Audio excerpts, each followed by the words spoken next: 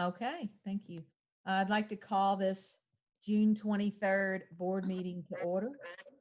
And Renee, would you note that all board members are present except Bill Hawkins? Thank you.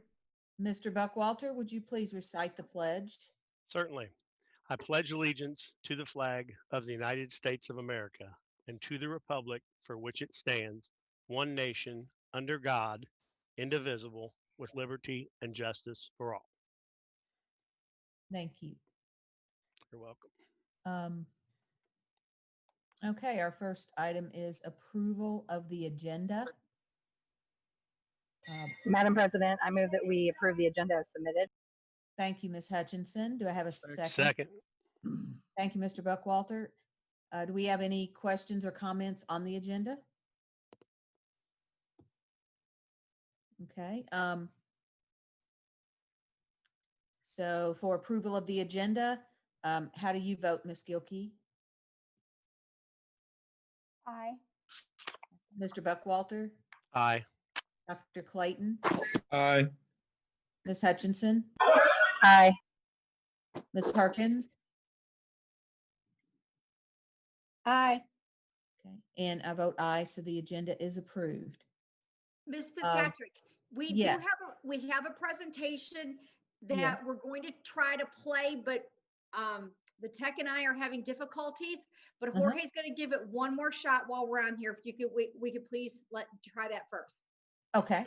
And this is a presentation from one of our Jeffersonville High School band students. We're gonna have, it's a great performance, so we thought we'd start the meeting off with that if we can get it to play. All right. His name is Genesis. Genesis Smith, yes.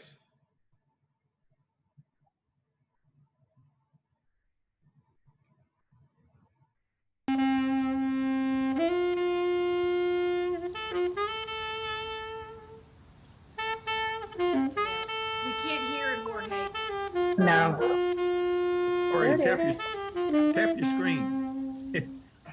If you're listening at home, though, or if you're watching this, definitely click this link. Go to our board docs, click this link, wherever this link is, because this is amazing.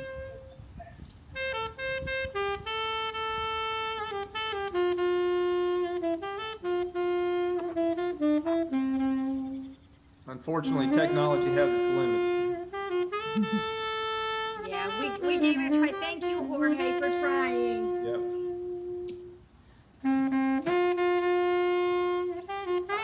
No, Jorge, you can hear it, but we cannot.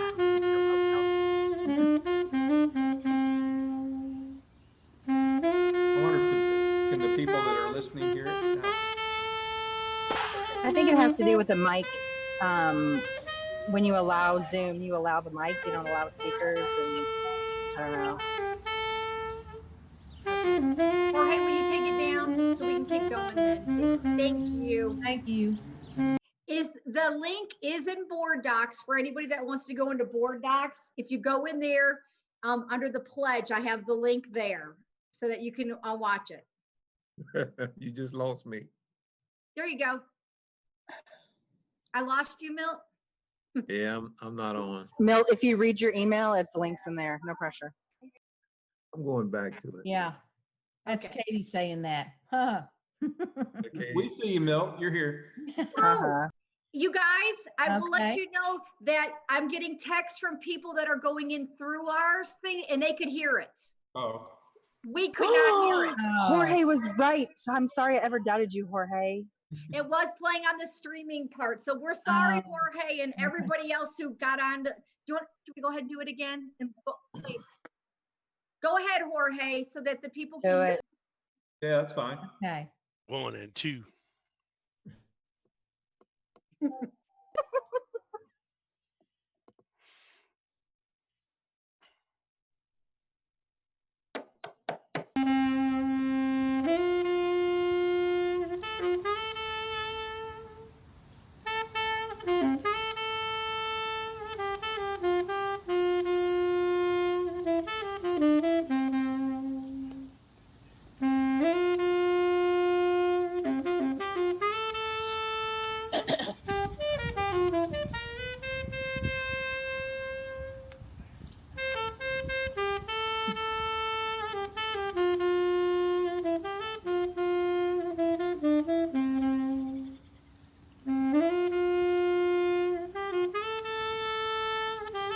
I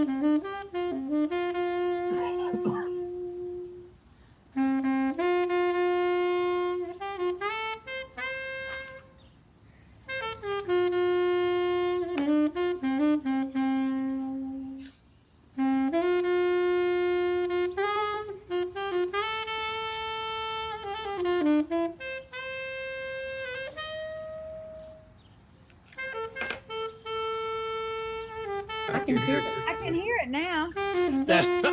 I'm playing it on my big computer behind. Oh, Okay. I was gonna do that, but I was afraid there'd be a lot of feedback.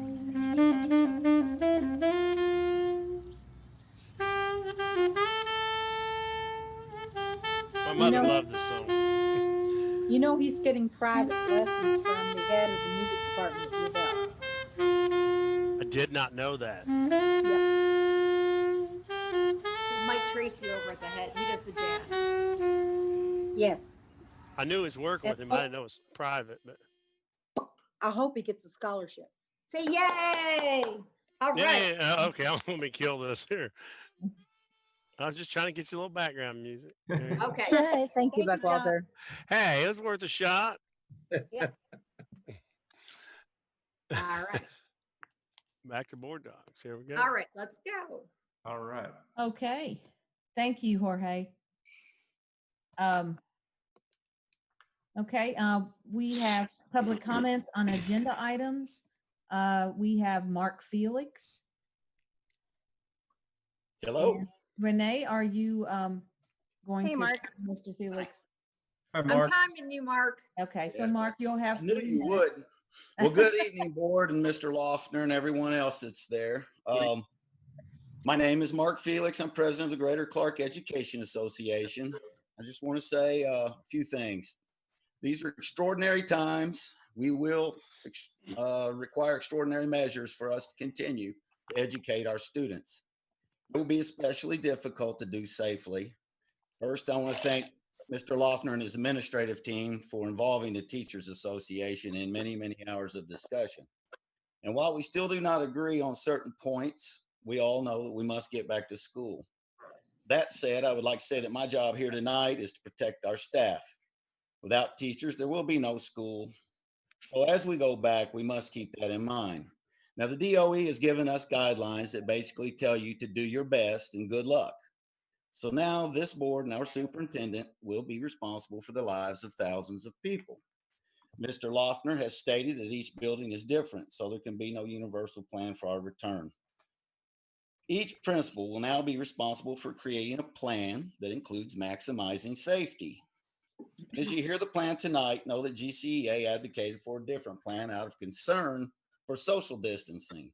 But we also know that we must all work together to make this current plan work, and we want to help in that. But I'm asking for 2 commitments on behalf of GCEA tonight. 1, listen to your teachers through building discussion and corporation discussion. Shutting out discussion is legally unfair labor practice, and it's got to happen in every building, especially now, as this will be our forum for safety concerns. 2, based on CDC guidelines quoted in our DOE reentry guidelines, which state on page 11 that current CDC guidelines recommend that all employees wear cloth face coverings, and current CDC guidelines recommend that all students wear cloth face coverings. Now, while this may not be possible at all times during the day, teachers should be allowed to require students to wear masks in their classrooms. Many of our teachers are at risk due to personal health, or they may care for an elderly parent who could be compromised. Some will say that this is too much to require, and I must ask why. We require students to bring a Chromebook, and they do. Teachers should be allowed to decide if they want students to wear masks in their classrooms. Just remember, there's only one group of people that is essential to a school day every single day, and that's teachers. If we sicken our teachers, there will be no school, and I'm asking the board to give this serious consideration. I'm insisting that our building discussions occur at least monthly, and if I have any time left, I'll yield it to the board. Thank you. Thank you, Mark. Thank you, Mr. Felix. I just want to ask, not questions of Mark because that's not allowed, but questions of the superintendent, other board members. I know that it is recommended that that students wear masks. Do we know how many of our teachers like want to wear masks, don't want to wear masks, want to require their kids? Would it be possible to move kids around into classrooms that were like more strict versus less strict with masks, or is that a nightmare? That would be very difficult to try to. I mean, right now we're just trying to get a plan, communicated out so that we can survey our parents and find out which option they want to make for their child, just so we can adjust staffing and schedules in that regard. Okay. That is, Katie, what you're describing is potentially another level to that when we get into individual schools and what principals can do with arrival, dismissal, lunch movement, movement within the school, hand washing, and those type of things. So, I mean, I did speak informally with a principal who has a great plan, and I know that principal shared with other principals. And so, I definitely encourage the board and Mark and the cabinet to listen to feedback and do as much as possible. I know not everything's possible, but yeah. Mhm. When I will tell you, we've instructed our principals to have plans submitted to the administration by July 10th.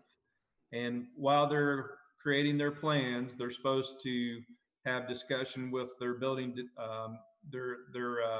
building discussion group, and also their building leadership team.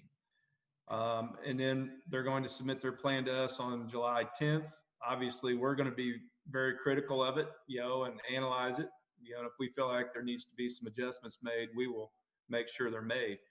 But we're asking our principals to really plan for every single thing from the start of the school day to the finish of the school day in regards to keeping students and staff safe.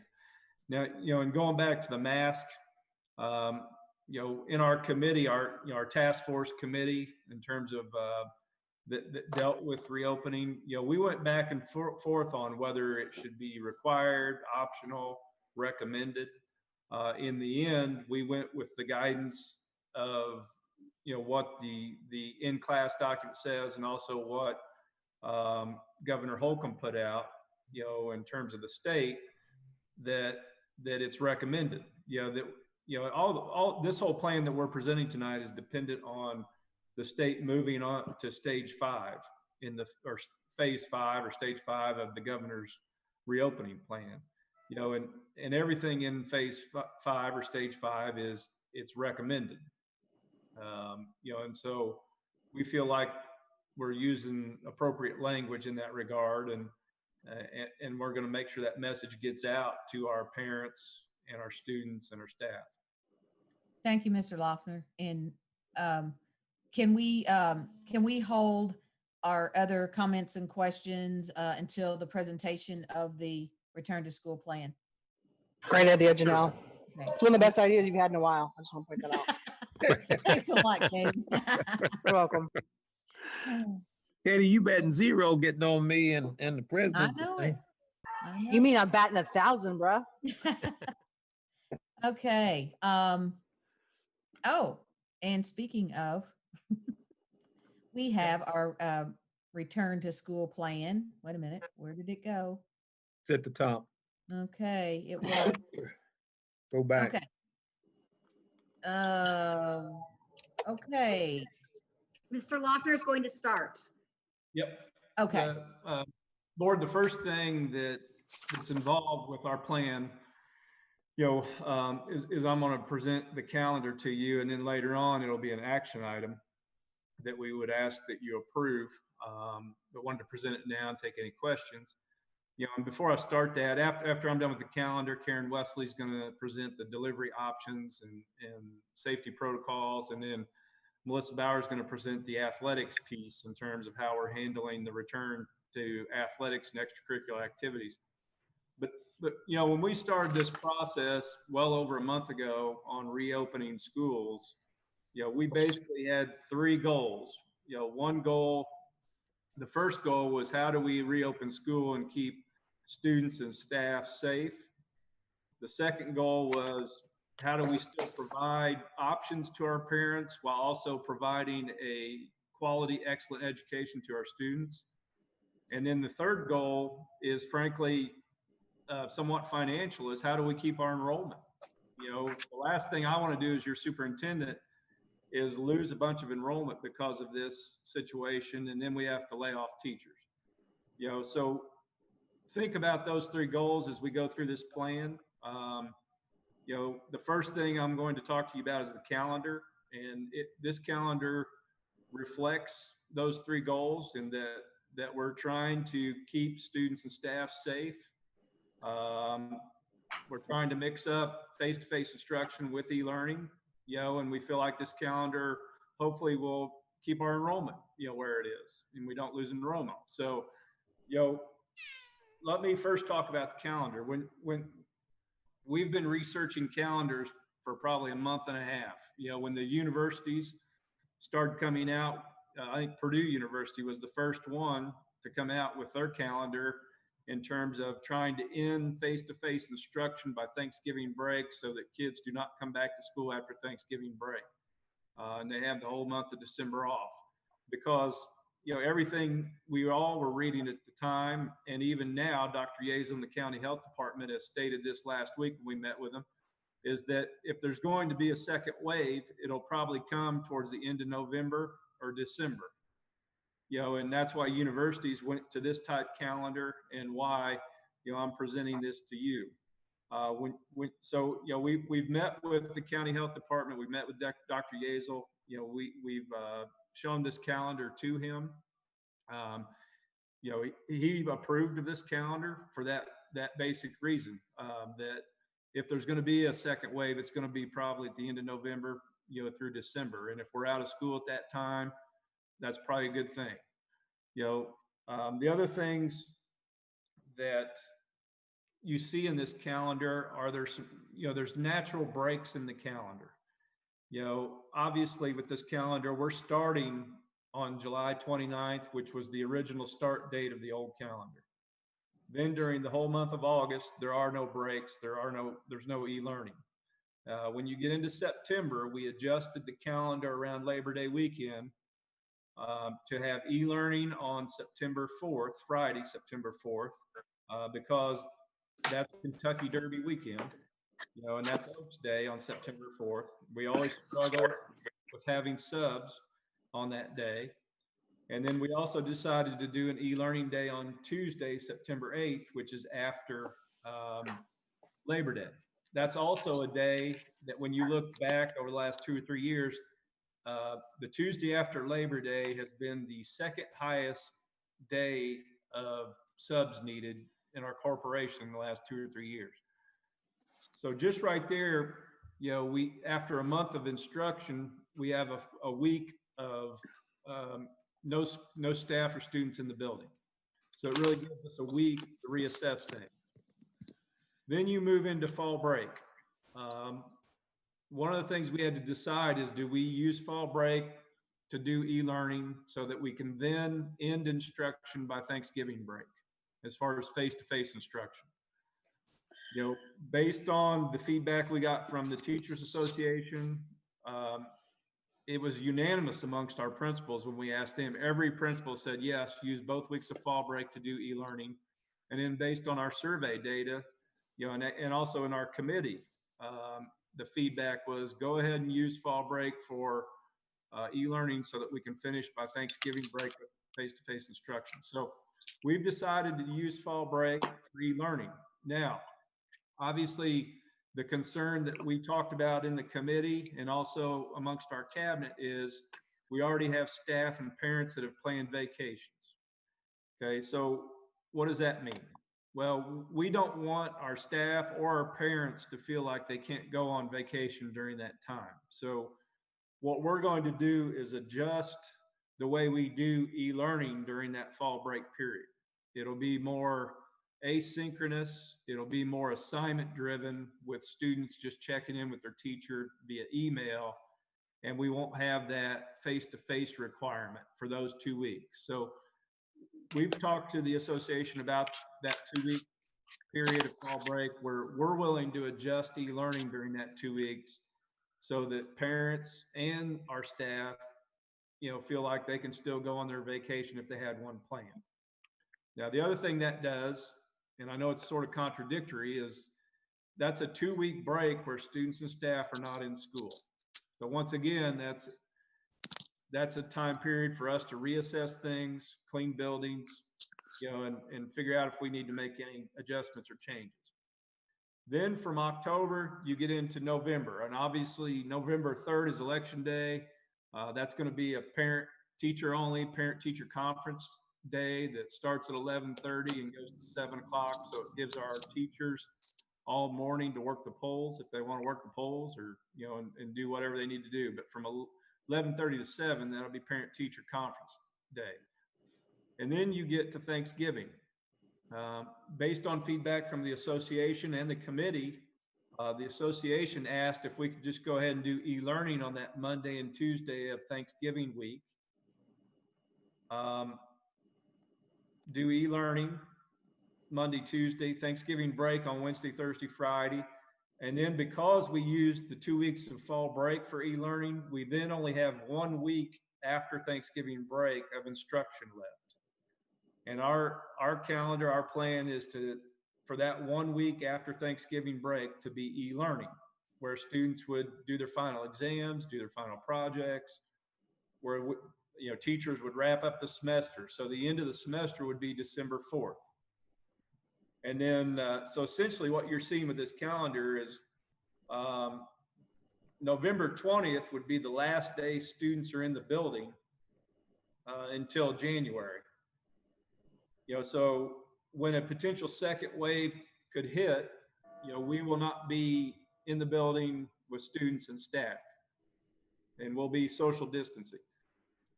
Now, there's also some questions that come up. Well, what about second semester? Well, the guidelines from the in-class document from the state and also the DOE was, make your calendar plans based by each semester. Go one semester at a time. And because there's more likely to be changes. So right now we're going to leave the second semester as is, as it was, but we're going to make decisions on the second semester and communicate those to the board and the public by December 1st. If we need to make changes, we'll get that out to everybody and ask you guys to vote on a change to the second semester calendar by December 1st. So, in a synopsis, that's the layout of the calendar and why we went down the road with this calendar. The other thing we're working on is we've had questions about preschool. And one of the things we're working on is maybe preschool has their own calendar, because one of the things we see with this calendar, obviously parents already knew they were going to have to find childcare for their kids the 2 weeks of fall break. But now they're having to find childcare for their kids there in December, and we may modify our preschool calendar and keep our schools open, during those 3 weeks, to help out our parents in that regard. And we may just have a specific preschool calendar that fits the preschool pre-K kids. Because at any given elementary school, there's only one classroom full of preschool kids, of 20 at most. So we could certainly do that to help our parents out, that have preschool. So,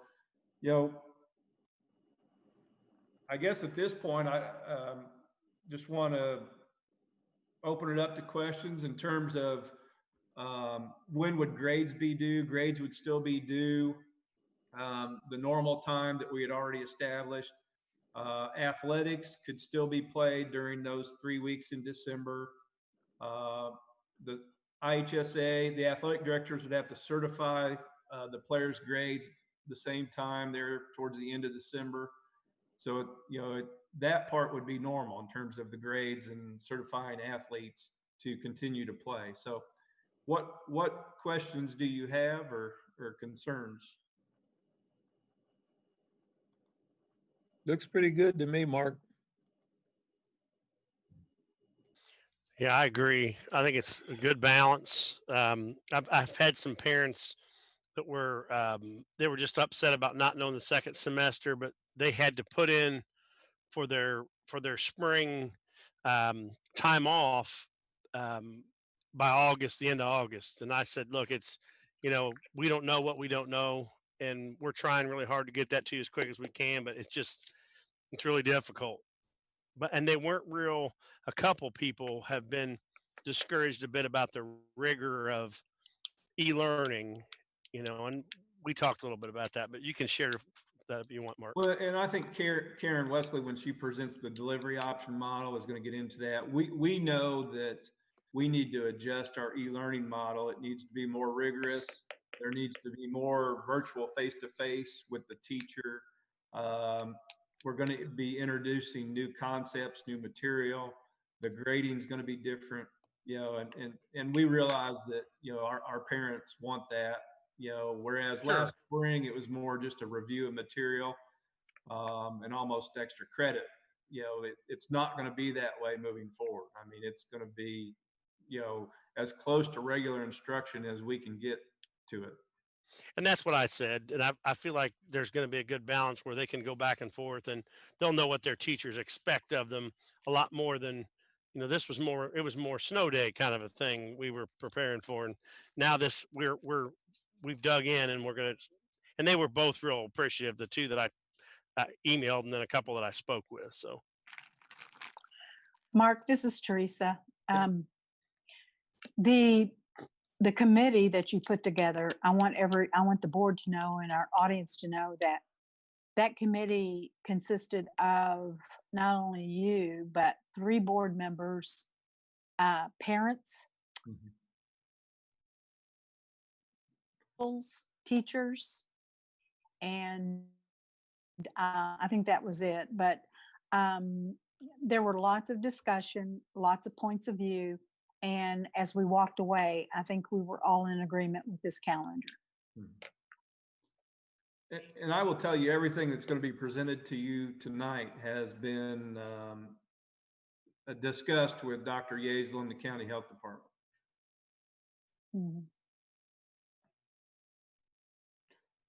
Well, if there aren't any other questions, we'll move on to Karen's presentation. Like I said, we'll bring this back as an action item for you to approve here in a little while, but we'll move on to Karen and delivery model options and what we're going to do there.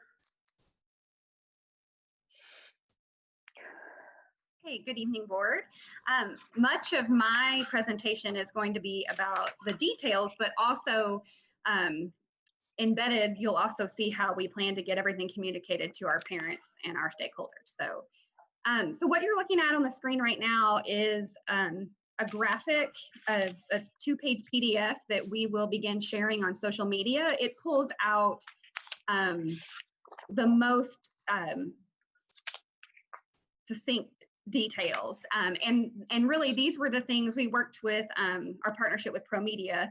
Sometimes we get too deep in the weeds because we live in this education world.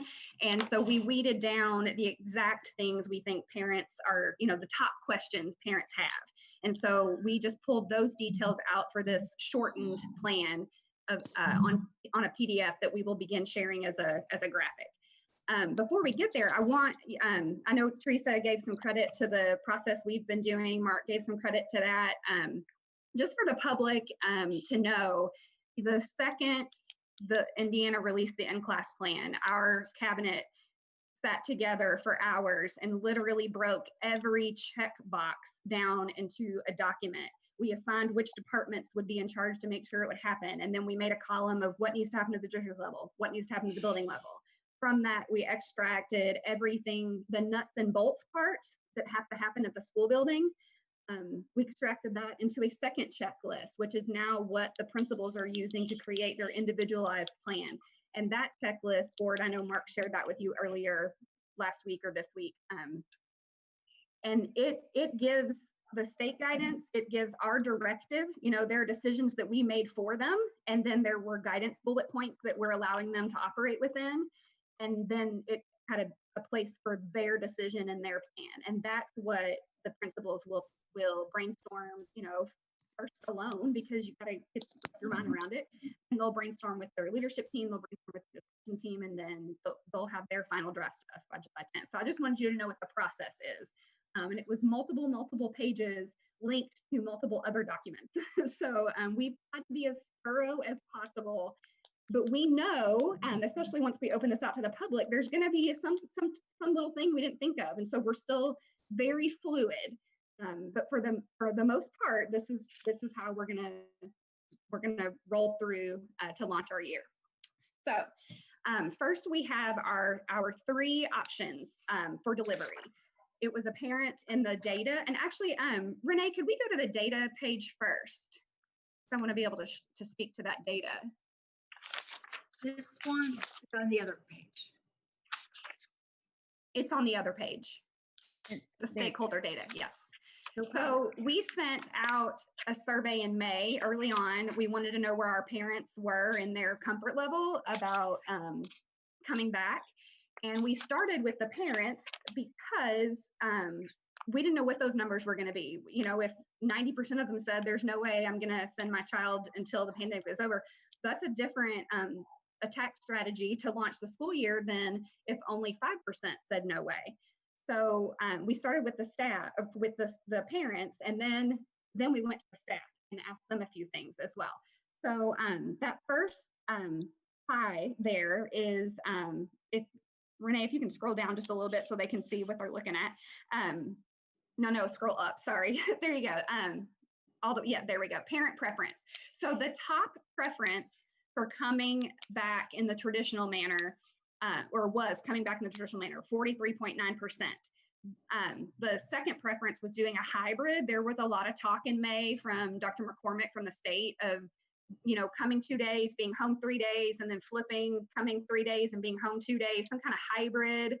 And actually 19.6% of our parents were interested in that at the time. Then 28.1% of our parents said, you know what, I'm just not comfortable until the pandemic is over, but I want to get them back as soon as it's over. And then 8.4% said, you know what, for the entire year, I just want my kids to be home. You know, I want them to be safe away from any possible way to get the virus. So we took that data and understood that a large number of our families were not 100% sending them back into the building full time yet. So we had to take that in consideration. If you'll, okay, scroll down to the next pie, please. Then we asked our staff, you know, some thoughts on communication through the COVID shutdown, the training, and then their preferences. So we divided this out into certified and classified. So the certified staff, in terms of communication, we were sending weekly emails to parents and to staff members, just letting them know, because decisions were being made weekly. It wasn't like just one thing happened all of a sudden and we had a plan. We had to kind of change things up. It's a very fluid situation. So happy to report that the vast majority felt like our communication was just right. There were a few that thought it was too little, a few that thought it was too much. But when you're hovering around 90% feeling like it's just right, we thought, okay, that's great.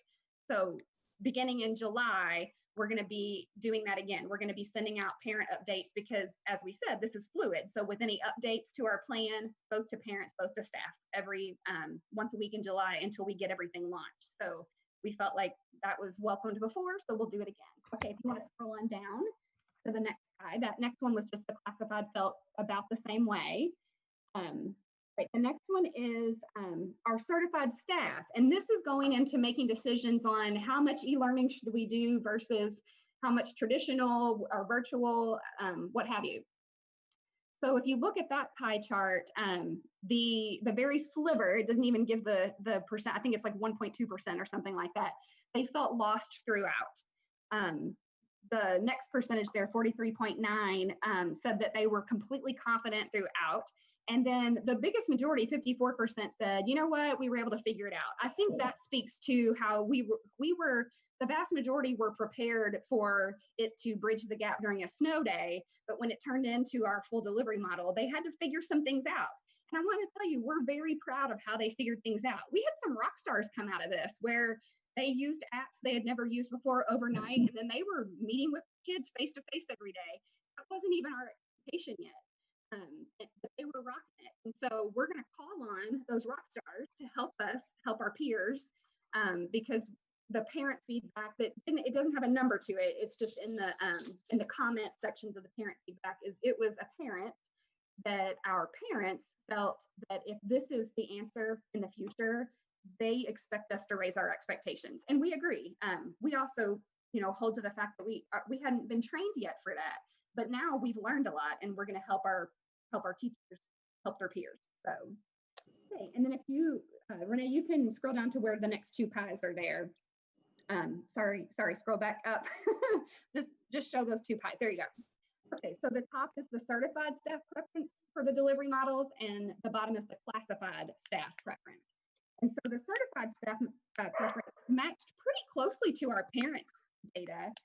43.6% said let's go back traditionally. 39.6% said we'd like more of a hybrid, that 2-day, 3-day piece. 14.2% said they would prefer we stay e-learning until the pandemic is over. And then that smallest percent there wanted to go stay in virtual full time for the whole year. Then the classified staff actually had the highest number of people wanting to go back traditionally. Our classified staff want to be working every day helping our kids. And I think they, where some of them didn't have a full-time role during e-learning, they craved that. They wanted to be helping. So the numbers were very similar, but again, they had the highest desire to come back. Okay, Renee, you don't have to show the conclusions. I basically talked through them. Hey, one note on that data Karen talked about, the very first pie chart you saw, that's data probably from a little over a month ago, right, Karen? The parent one was mid-May. Yeah. All the staff was, it wasn't quite mid-June. It was more like the second week, I think. Yeah, our general feeling is that blue area would probably be larger at this point. Now we're at almost the end of June, that there's more parents that are ready to send their child back to school. Yeah, I think every day confidence gets raised, but cases could be exploding, and that our feelings are very fluid as a parent base right now. So, okay, Renee, can you go back to the PDF? There we go. Okay, so this is what we'll use with social media. And then before I'm finished, I'm going to show you our return to school website that is much more detailed and gives a lot more information that the public can read before making final decisions. So we're going to be offering 3 options for delivery. The first one is the Greater Clark Traditional School. Students will report to the school's campuses every day, and they will follow our published calendar, just as we have always done.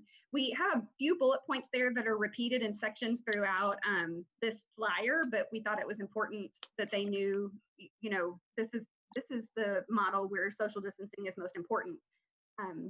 Masks are recommended for students and staff. We have some stronger language that comes in its own section with masks that I'll get to. Desks will be spaced apart and social distancing will be encouraged.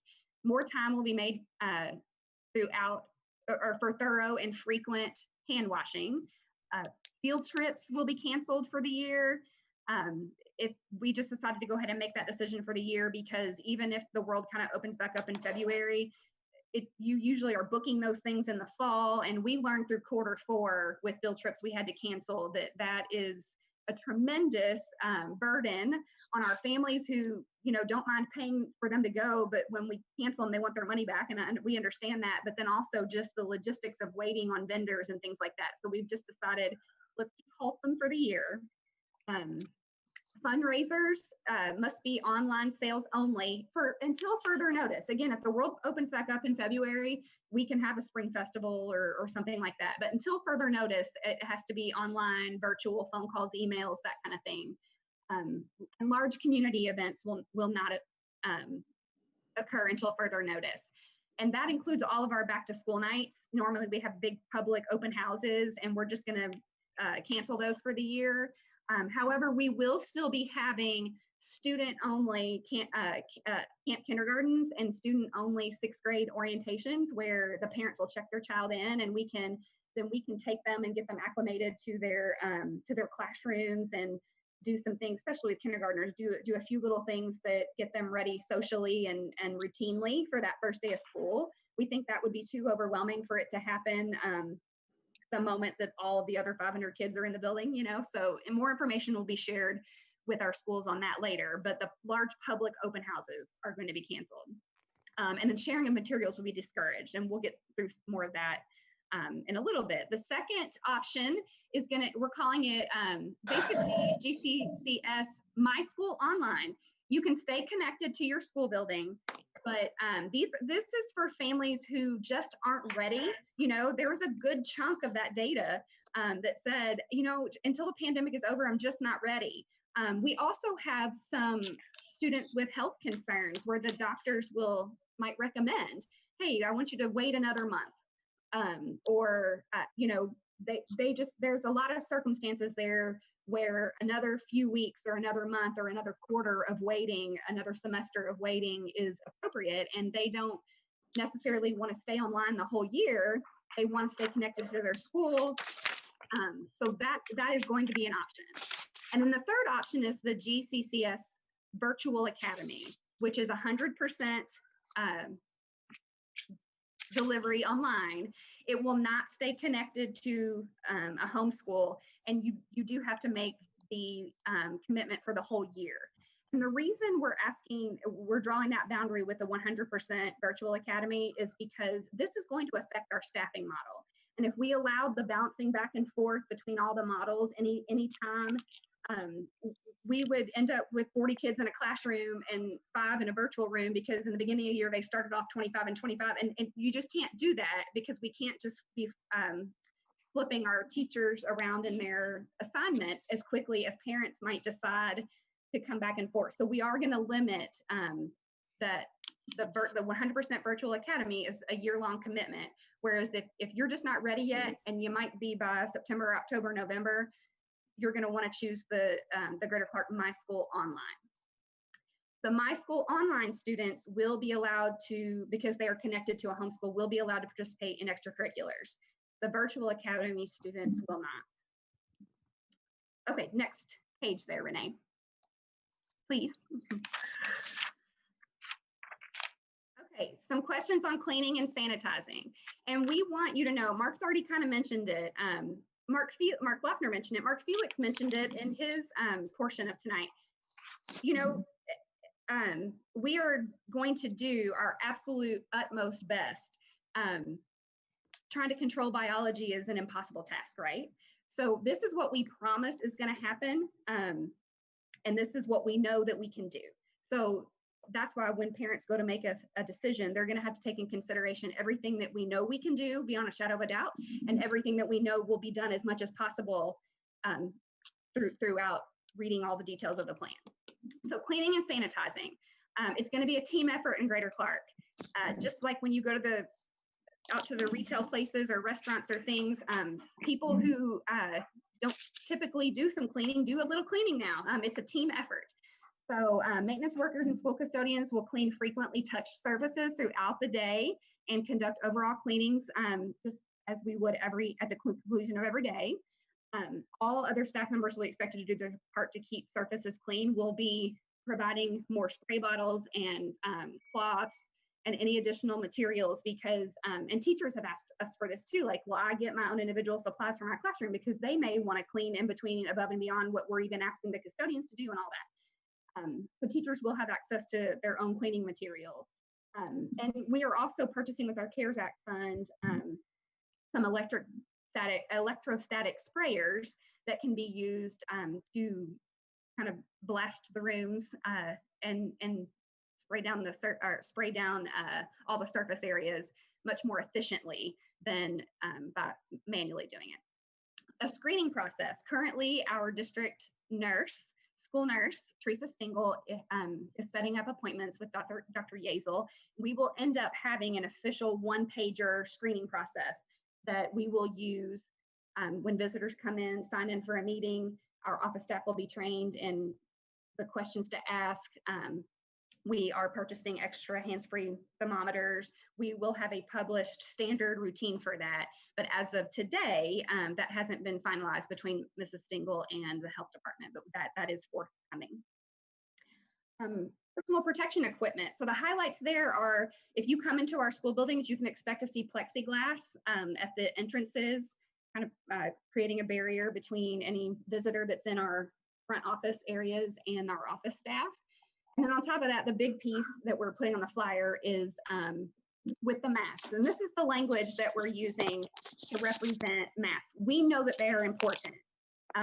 The debate of required versus recommended versus optional was thorough through the health department, through all of our committee work. We just as many times as we've heard from a teacher, like in our staff survey, just as many times as somebody asked, are we going to be provided with masks? Are we going to make everybody wear them? We also had several comments with, how can I possibly police masks all day? I won't be able to teach. So we did have to strike a compromise on this. And again, we're going to do the very best we can. And again, we cleared this language with the health department. All Greater Clark employees will be given a gray cloth mask with the Greater Clark logo. If they do not wear the mask, it will not be a discipline issue. Staff are required to wear are not required to wear masks while teaching because they can be socially distanced from the students. However, if they're going to kneel down and have a little conference with the child, we would prefer that the mask be on, that social distance rule. If you're far enough away and you're speaking, you can kind of take it off. And if you're getting closer, it'd be best to put it on. Students are encouraged to wear masks. If they do not wear a mask, it is not a discipline issue. There are times when students may forego mask use in the school day when they are social distancing. This may include brief times in the classroom while eating, during outdoor classes or activities such as recess, and during PE class. Is it our desire that everyone would have a mask on at all times and then they could take it off in those windows where they're not, they're 6 feet apart from each other? Yes, that is our desire. We also need to settle in on the compromise that if we spent all day policing that issue, we wouldn't be able to get to our academic purpose. So that's where we settled on the mask language. Okay, keep scrolling there. Renee, please. I'm going. Okay, social distancing. So many of those bullet points were already mentioned in the traditional model bullet. I think the only a couple things that are new is assigned seats are going to be used in all classrooms, also in all buses. Sharing materials would be minimized. We've asked schools to create a hand washing schedule. So it would be handy to do that right before and after. Materials might have to be shared if we just don't have enough to go around.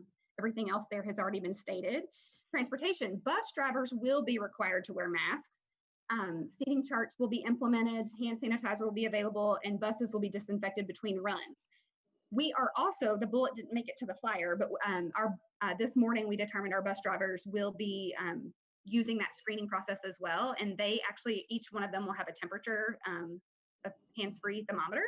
And so they can do temperature checks before getting on the bus. Because, the seating arrangements there are so close, it might be difficult to socially distance. So we're going to do some heavier level screening to get on the bus. Can I break in for a second? Sure. On the screening, the temperature, what has been developed when a child, elementary, middle, doesn't matter, high school, depending on where they're being picked up, what's the situation in child has a fever 101 and not allowed on the bus, but the parent's not at the bus stop? What's the procedure? If I may, Mrs. Yes, Wessels. Go ahead. Yeah, Dr. Clayton, what we're thinking at that point is we will have response vehicles placed throughout the district. And that is the scenario like you just described would be a situation where by radio, they would ask for a response vehicle to come. That person driving that vehicle, that car, would be given all the adequate PPE, and we would pick up that student and then take them. If the parents could not meet us, or if we could not bring them back home, then we would take them to the respective school. And each school is being asked to establish a quarantine room, not the health office, but a separate room, a separate area in the building. And that's where those students would then be taken until we could reach the parent, and the parent could come and pick them up. Okay, now when you say response to the place of pickup, now will the bus be waiting until that child is delivered to that person? How is, I mean, Yes. I don't In want to most- assume anything. Yeah, in most situations, we would not leave a student there at the bus stop.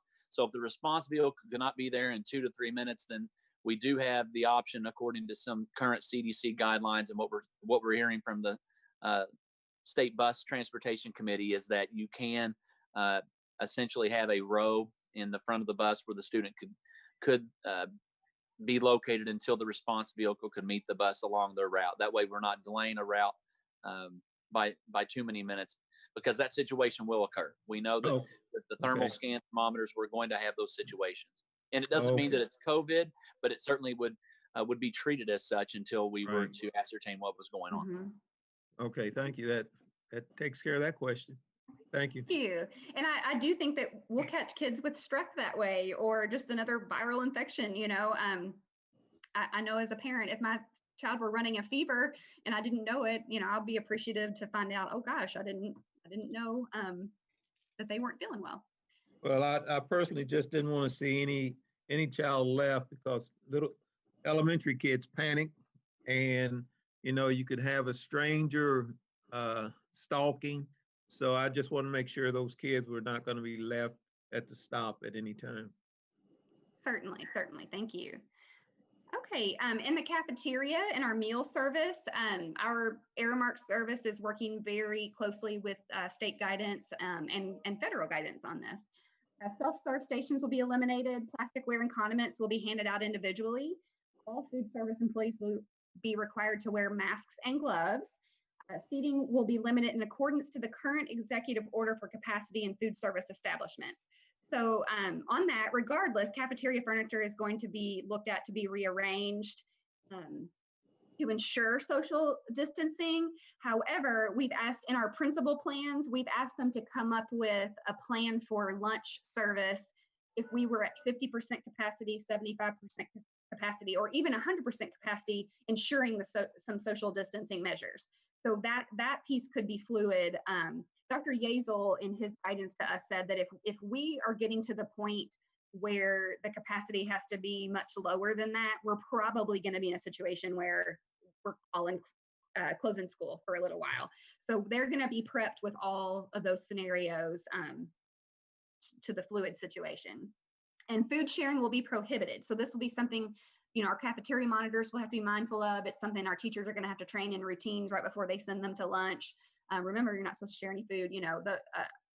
The teaching of routines this year will be far more than just the first couple of days of school. So, okay, and on to the last piece that's going to be shared on social media is what happens if we get a positive staff or student report. Well, first of all, the Clark County Health Department will be the one that will inform us of that. And we'll work together on the proper notification. All the while, the name of our staff or student would never be shared. Just want to make sure everybody knows that. Contact tracing will then begin occurring in the nuts and bolts plan. We have some detailed steps into making sure that we would be able to do proper contact tracing so that we could see how far and wide the exposure could be. And then we would work hand in hand with the health department, informing staff and students and our quarantine requirements. Dr. Yazel said that, depending on the situation, it's going to be very situational, depending on the exposure level, depending on where we are in phases and things of that nature, we could close down for a day, or we might go into a 2-week period, or if it was very contained, we could bring our COVID response cleaning team in that would do even much deeper than what we're going to implement on a daily basis anyway, and bring everybody back the next day. So that's going to be very situational, but we will work hand in hand with the Clark County Health Department if that occurs. We're hoping that it's not, but we have to be prepared in case it does. Okay, at this point, Renee, Mark had asked me to go ahead and share my screen because he wants me to preview the website for the board. Is that okay? Of course. And I won't read every page word for word on this one. We just wanted the board to be aware of the comprehensive website we've put together that will be pushed out with the blessing of after this meeting, it'll be pushed out this evening. If we need to tweak some things, then we'll wait till tomorrow to push it out. Karen, do I- I need to stop sharing, Karen? Yes, or you what need do I to do? stop sharing and then I can share. Hold on just a second. Okay. No. Yeah, this is just this is just a grammatical thing. I noticed where you have on where it says continue positive co-ed 19. Well, I noticed I was sitting there watching on that one that you had the E all the way over to the dot. You probably need to move that like you got the on notification, even with the with the wording. I'm not being picky, but No, we want you to be picky. We're going to put this out on the public. So Okay. I don't see Go- what you're talking about though. go Dr. all the way Clayton. back to the very first one. Oh, First, okay. all the way to the circles. Ho. See where it says dash will be spaced, the part that says encourage, need to move that over under Oh, dash. encouraged. Yeah, move encouraged over. Yeah. Oh, I see okay. All right. Noted. Thank you. I was sort of watching that to see if I was just thinking wrong, Yeah. but No, okay. Yeah. you got it. Hey, Dr. look at- Clayton, we reviewed this information over and over and over again. And it's like every time you find one little thing, when you've got so many hands in there trying to make sure That's that the okay. wording is right, we do. That's okay. Yeah. I was just thinking, am I right or am I wrong? But I waited till I seen another Yeah. a and- bullet. And I said, oh, no, okay. Yeah, it's a spacing issue. So, okay, Right. I appreciate that. That's all right. Renee, if you want to stop, then I'll begin sharing. Let me get my first piece up here. Okay, so our website will go live as soon as I tell ProMedia to push the button, so to speak. So this first piece is a PDF because this is going to be the main website, return to school website. When it goes live, all the other links will go live, but this is the only one that we have to look at in a picture because if it's live, all the other ones are. The other ones, I'll be able to show you what it's actually going to look like in the web form, okay? So this will be the home page for the return to school plan. And, it's just a nice little greeting letting us know that we've taken all the data in consideration and we're trying to do the best we can to be, as Mark Loeffner says, everything to everyone. So we've got our 3 models there, the traditional school, my school online, virtual academy, and then they can click there to learn more. Then at the bottom, we have these other pages. The first one there will be the updated calendar if it's approved tonight, a more in-depth website on these 3 choices and what that means, even more detail. All of these are even more detailed much more detailed than what I've shared in the little social media PDF. Frequently asked questions. There were pieces of information that we knew people would ask and there just wasn't a good spot or it needed to be on everything. And so we'll continue to add to that as we receive questions as well. What can you do at home? It's just a nice little page reminding them about hand washing, all the CDC recommendations. It's something that we're going to share with staff too, because part of our plan is that staff will be trained on COVID symptoms and how to talk to the kids about symptoms and washing their hands and things like that. Just a lot of CDC recommendations. The next piece there is the athletic and extracurricular return to play plan, which has 4 stages on it that align to the Indiana stages, and then a submit a question. And that's basically just a Google form where people can ask a question that we haven't thought of yet, or we haven't made public yet. And it does ask them twice whether or not they've read all this information before they ask the question, because it is a lot of information. So I'm going to stop that so I can get to the actual website pieces and I can show you just a glimpse of those things. So the button at the, those buttons will lead to one of these documents. So the calendar will just look like this. The Your 3 options will look like this. Nice little icon there. And then they can click on the GCCS traditional school and it'll open up to more details about what that would look like if they're going to send their kids to the campus. They can do My School Online. That opens up to much more details about if they choose that option. The Virtual Academy, much more details if they choose that option. Then another button is our frequently asked questions, and we have several questions there. I like that ProMedia helped us format this, we gave them the content for a question. And so instead of being inundated with all the text, they can just click on each question to get that answer. And there's multiple questions there that we felt like could be asked. And some things are repeated, even though they're on other pages, just because we know it's a lot of information. Okay. Zoom is getting in my way here to get my next tab. This is the what can you do? It's the only one that doesn't look super pretty yet. But right now it's just a one pager on what parents can do, what students can do, what employees can do. And again, it gives links to really good checklists from the CDC. This is our return to play plan that has been shared with the athletic directors and the band directors for marching band and such. And this aligns well with the phases that Indiana has released for extracurricular activities. There's 4 phases and they go into dates about, what capacity, what types of practices are allowed to be held, lots and lots of details when the spectators aren't allowed, so on and so forth. And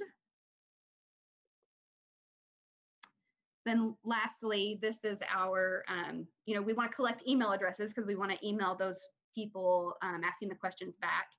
We ask them if they reviewed the information, and then it eventually, the next one is,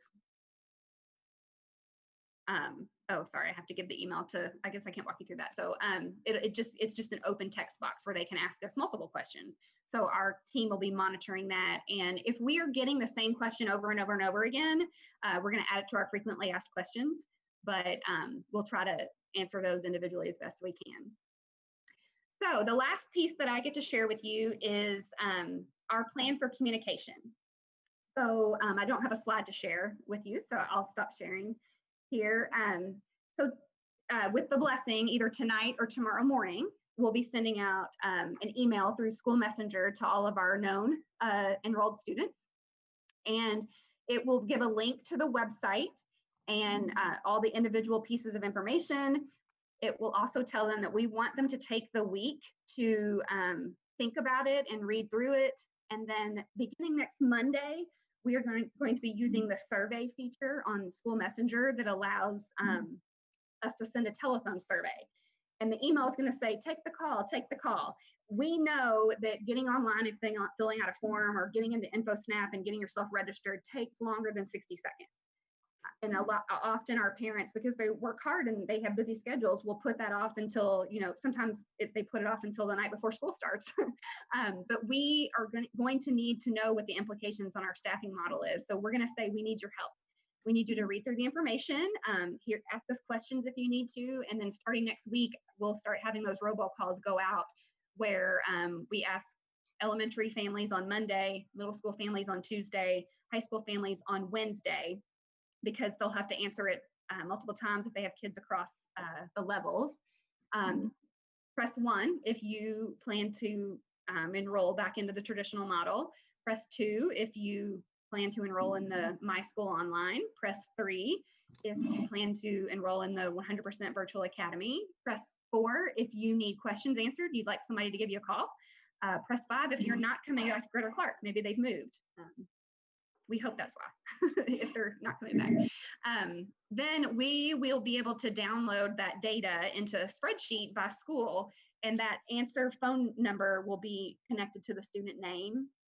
And then we will have the task of trying to get a hold of the people that never took the call. And I am going to try, we're going to be sending the robocalls Thursday and Friday of next week too. So we'll try again. And then after that, we'll spend the week of July 6th through the 10th trying to make individual phone calls to try to get as many commitments as possible, so that the next week we can begin looking at, do we need to make some staffing shifts to handle the load of My School, Virtual Academy, traditional. I think that's it. Mark, can you think of anything else? No, I think one of the other questions we're going to ask parents is, are you going to drop your child off, or are you going to let them ride the bus? That's one thing we're going to do with our parents, as far as try to get a gauge on how many students are going to ride the bus versus we suspect that more parents will drop their kids off at school versus put them on the bus. And really, what Karen presented here, She said, I've said this before, we're trying to be all things to all people all the time with this model. And we're trying to provide parents options, so that they stay with us, with it. We feel like we can educate kids very well using all three of these models, and we feel like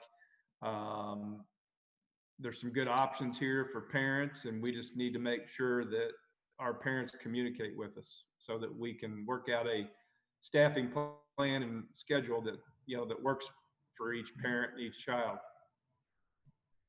That's why we're going to really be pushing the take the call through social media and school messenger, because if they can just give us an indication in a 60-second push of a button, we can make better decisions versus waiting on everyone to be able to actually sit down and read through the application process. But they're still going to need to do that in order to direct their child in the correct direction, but they've got more time to do that. We just need to know what the commitment is as soon as possible.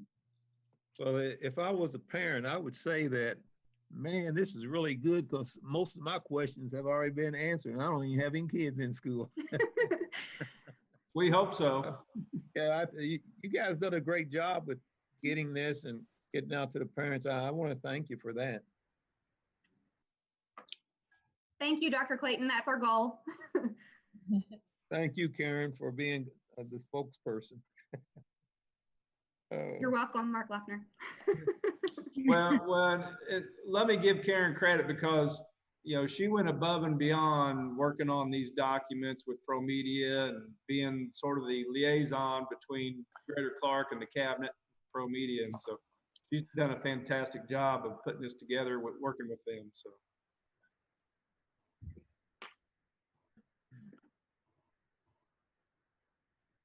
That's all for me. Any other questions or?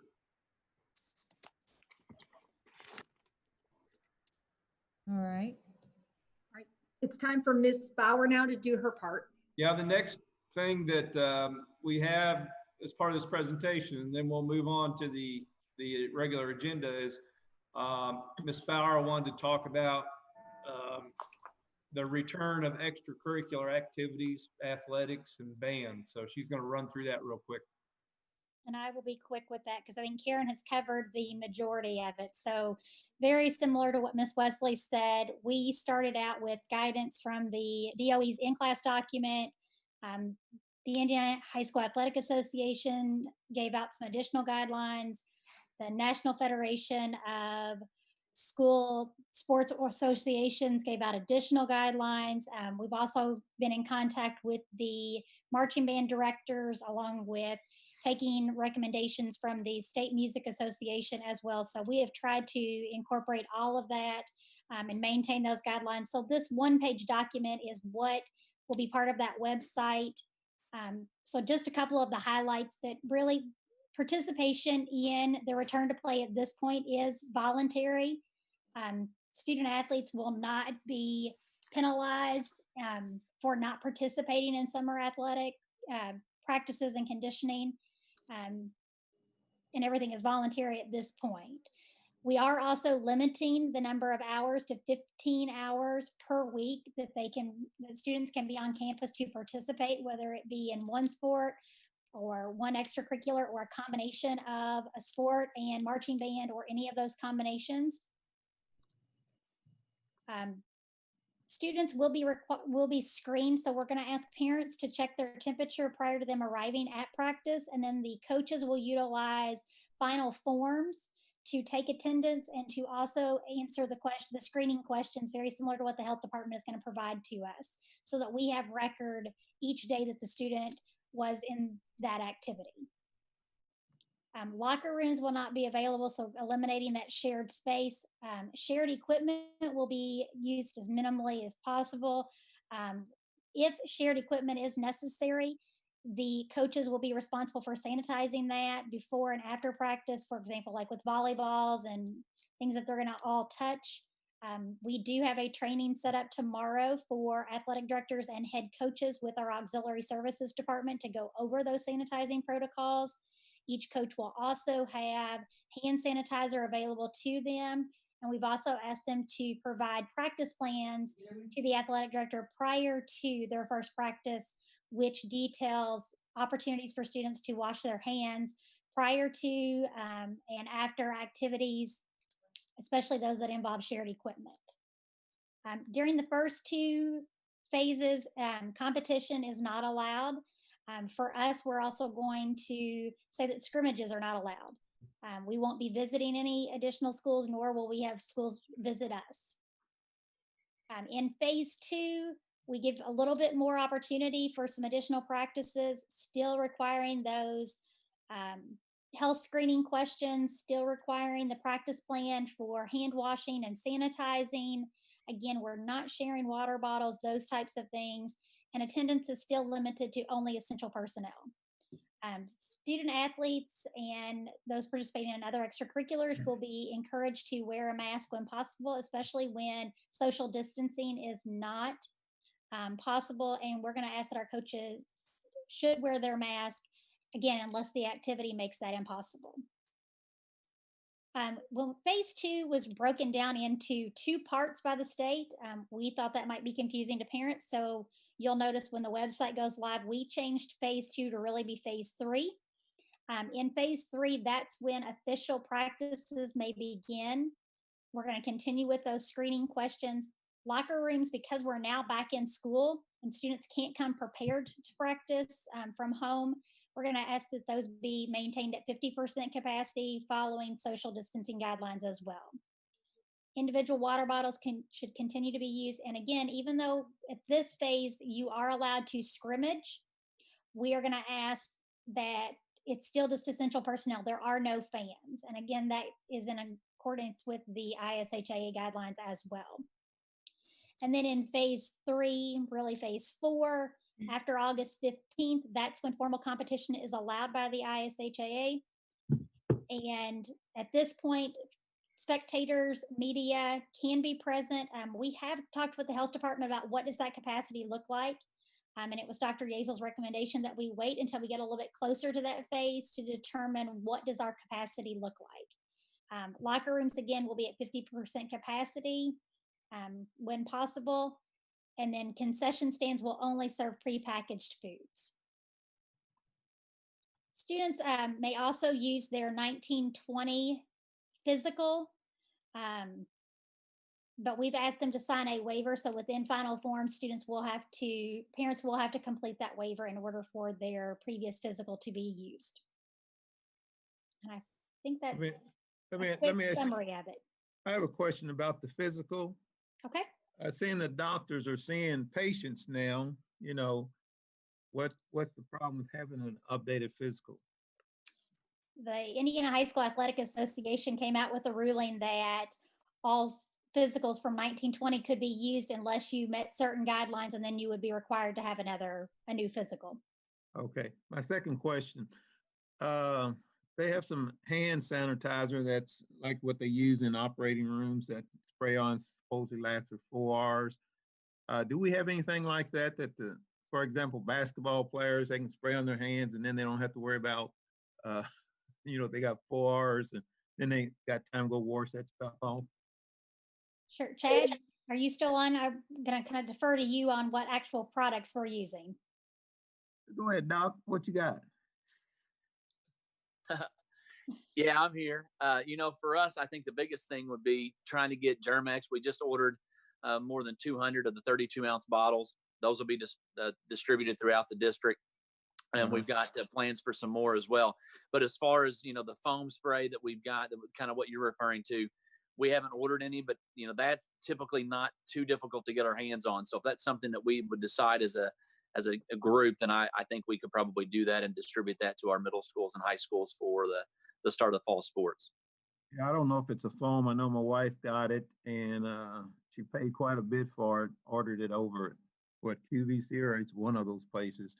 But it's supposed to last for 4 hours on your hand. 99.9% eliminates germs. So I didn't know if we had something like that, because I know if we're going to sanitize basketballs and all that stuff, We are. We are, yes. Okay. All right. Thank you, Melissa. Thank you. Before we leave our return to school plan option, or we're getting questions from teachers. I love our teachers. They love their kids and they advocate for them so well. They asked, this is a lot of information. Is it going to be translated? So yes, the school messenger that goes out, we can translate into several languages. I'm going to actually just choose them all and I'm going to send it in one. I'm getting better at my school messengers. And the website, ProMedia has been able to add a translate button. If you go to a Greater Clark website now, on the bottom left-hand corner, you can hit the translate button, and there are multiple languages there. So they're going to be able to, and I'm going to put that direction in the school messenger. So thank you, teachers, for asking that, because I'd like for the public to know that we'll have that available too, because it is a lot of information. And if we have some second languages out there, or some first languages that aren't English, they're going to need to be able to read that in their own language. So thank you for inquiring about that. Yeah, that'll help some of the parents out. Okay. All right, anything else, comments or questions on this, board or anyone? Do we need to vote on that now or wait? No, do we, I think we're just voting on the calendar. Is that correct? That is correct. Okay, we're just voting on a calendar change. Yes. Yep. But that's later. Yeah, Yeah. and this is a living, breathing document too. Yes. So let everyone that's listening, none of this is etched in stone. Things could change, and as the times change. So just I want everybody I want to reiterate that. That's all. Yeah, if we don't move into phase 5 of the governor's reopening plan, we're back to the drawing board to some extent, a little bit. So all this is dependent on that, so it's going to be a fluid, Sure. situation. Okay. Just wanted to remind everyone of that. Okay. Mark, this is Teresa. Are we still planning on having our bus drivers do the picture as the student gets on the bus? Yeah, and I'll refer to Chad Shank on that, Dr. Shank. Our plan is to, yes, take the temperature of each student as they get on the bus. Okay, Yeah, thank you. that's right. We're going to be asking those COVID screening questions that you typically would answer. There's about 4 or 5. And then based on that, we certainly will be able to take their temperatures as well. We've already started to work with getting some extra time on our morning routes Okay. for that. And in doing that and having that flexibility with all of our principals, allowing us to drop off as we arrive, then we anticipate that those stops are going to take a little bit longer, certainly where we've got multiple students getting on. But yes, we'll be using thermal scan temperature as a screening to get on the bus. What? My other question, Mark, is will we also be asking parents to take their temperature before they even let them out of their home? I was just going to bring that up. One of the things we're working with Teresa Stingle on in the county health department is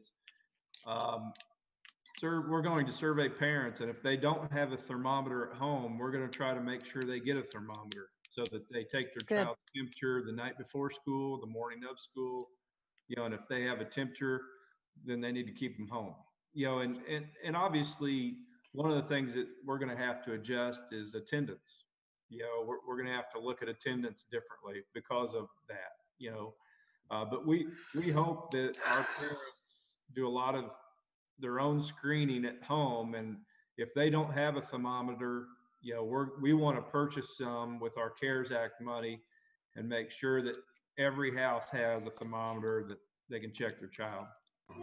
So if a Thank kid you. goes get on the bus and the kid has a fever, do we keep them from getting on the bus? What we anticipate doing in that situation will be radioing, trying to get a hold of the parent immediately to see if the parent's near the bus stop, or we could bring them to the home, and then we'll have response vehicles. We'll have several of us out in the cars every morning, making sure that we're in and around those areas to try and get those kids picked up. If we have to, and we're maybe a response vehicle's 5 minutes away from a bus, then we'll have that first row that will be empty. the student could get on that first row of the seats, and then obviously Okay. we would disinfect afterwards. CDC Thank you, guidelines Chad. say that if you can't have 6 feet of social distance, Yeah. anything less for beyond 15 minutes is considered that contact tracing. So what we anticipate is no longer than 15 minutes if we had that situation where a student did show a fever by the thermal scan.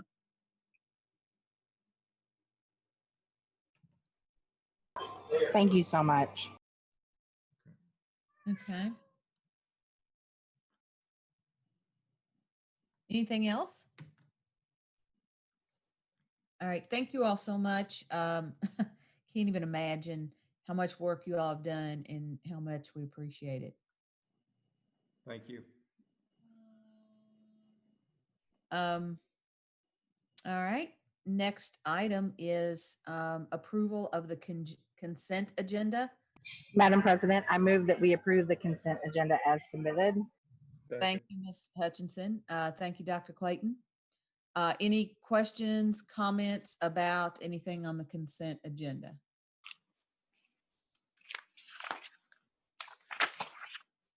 All right, for approval of the consent agenda, how do you vote, Ms. Gilkey? Aye. Dr. Clayton? Aye. Ms. Hutchinson? Aye. Mr. Buckwalter? Aye. Ms. Perkins? Aye. And I vote aye, so the consent agenda is approved. Next, we have gifts to buildings. Ms. Hutchinson? So we had 6 for donors choose for Wilson Elementary. So those teachers are doing an awesome job, several $100s. And we had a new one from New Washington State Bank for athletics, and 2 for Washington, D.C. trips. That probably didn't happen, but we still have that for a total of $4,605. Madam President, I move that we accept these gifts to buildings. Thank Second. you, Ms. Hutchinson. Thank you, Dr. Clayton, for a second. Okay. Any comments or questions on that? All right, for approval of gifts to buildings, how do you vote, Ms. Gilkey? Aye. Ms. Perkins? Aye. Ms. Hutchinson? Aye. Dr. Clayton? Aye. Mr. Buckwalter? Aye. And I vote aye. Gifts to buildings is approved. Our first action item is the resolution for suspension of school board policies during COVID-19. Ms. Geltmaker? Thank you. Good evening, board. As you know, the IDOE recently issued the in-class document, which is the COVID reentry guidance. And as Karen mentioned earlier, we went through every bullet point in that document. And the first bullet point was actually a recommendation that school boards adopt a local resolution suspending policies that conflict with any statutory waivers or extensions that may come down from the governor or the legislature. This resolution was prepared by the Indiana School Boards Association, and the superintendent is recommending approval of this resolution. Okay, thank you, Ms. Geltmaker. Board, may I have a motion, please? Madam President, I move that we approve the resolution for suspension of school board policies during COVID-19 pandemic. Thank you, Ms. Hutchinson. May I have a second? Second. Thank you, Mr. Buckwalter. Second. We have a delay. Okay, do we have any questions or comments on this?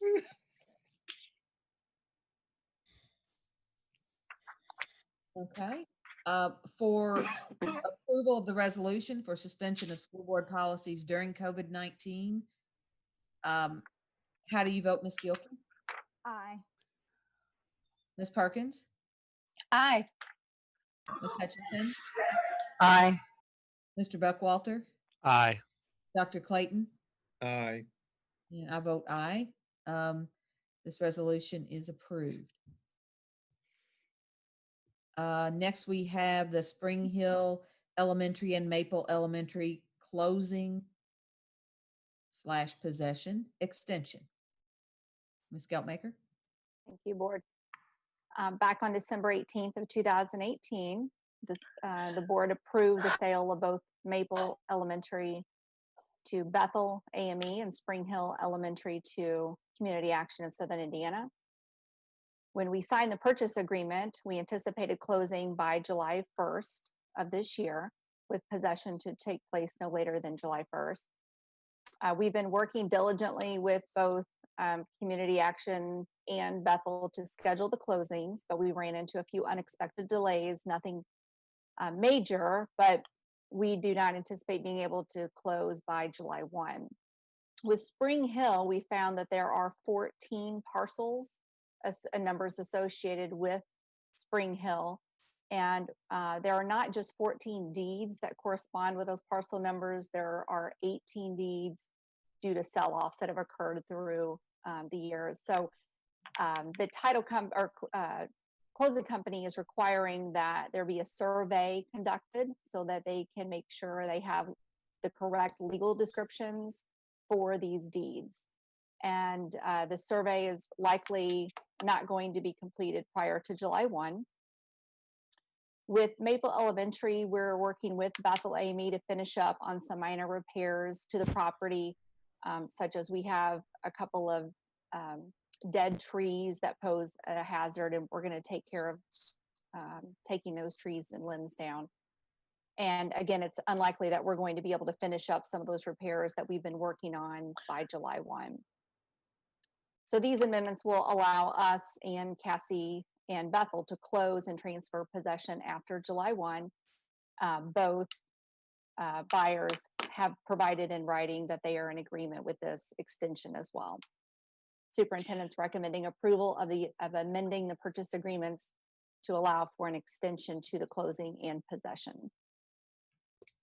Okay, thank you, Ms. Geltmaker. Board, may I have a motion, please? Madam President, I move to approve the extension of the closing of those two schools. Thank you, Dr. Clayton. May I have a second? Second. Thank you, Mr. Buckwalter. Any questions or comments on this? And I actually have one. April, I know it just says after July 1st, and that's kind of a long time period, we hope.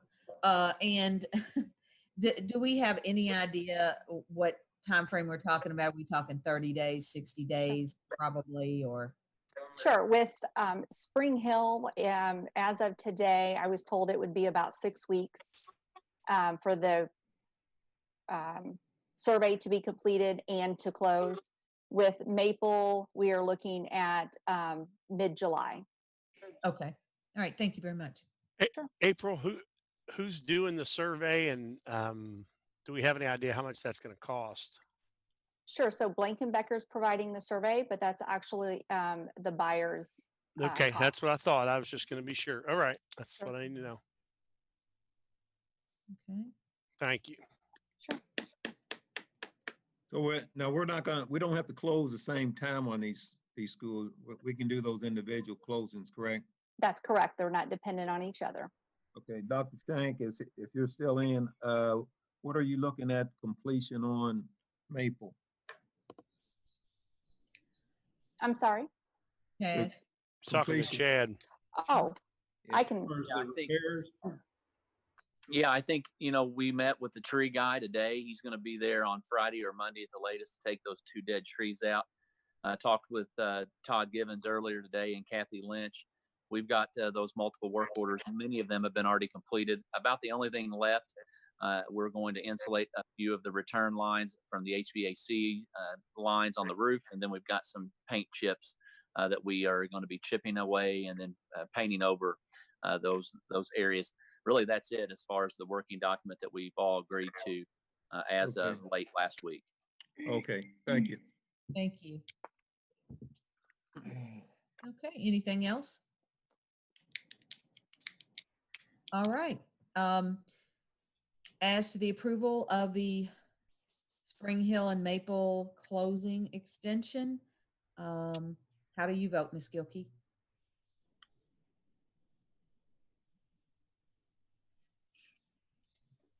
Ms. Gilkey? We'll come back to her. How do you vote, Dr. Clayton? Aye. Mr. Buckwalter? Aye. Ms. Hutchinson? Aye. Ms. Perkins, Aye. Ms. Gilkey,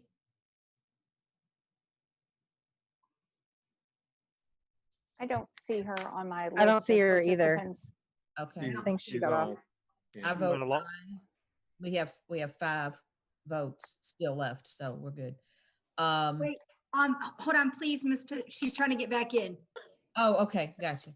Give me 1 second and then she'll be back on. So I just submitted her back on. Okay. Ms. Gilkey?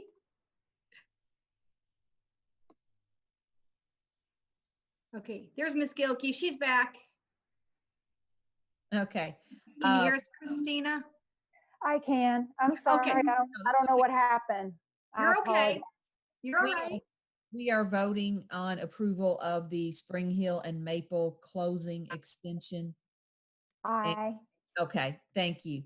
So ma'am. that is approved. Next, we have the environmental restrictive covenant.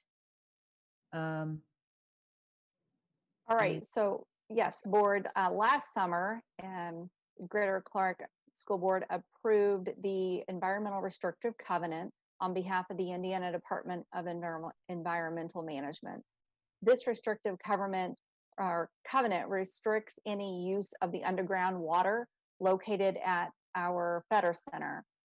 There was some holding tanks and contamination of water under the property where Papa John's currently sits.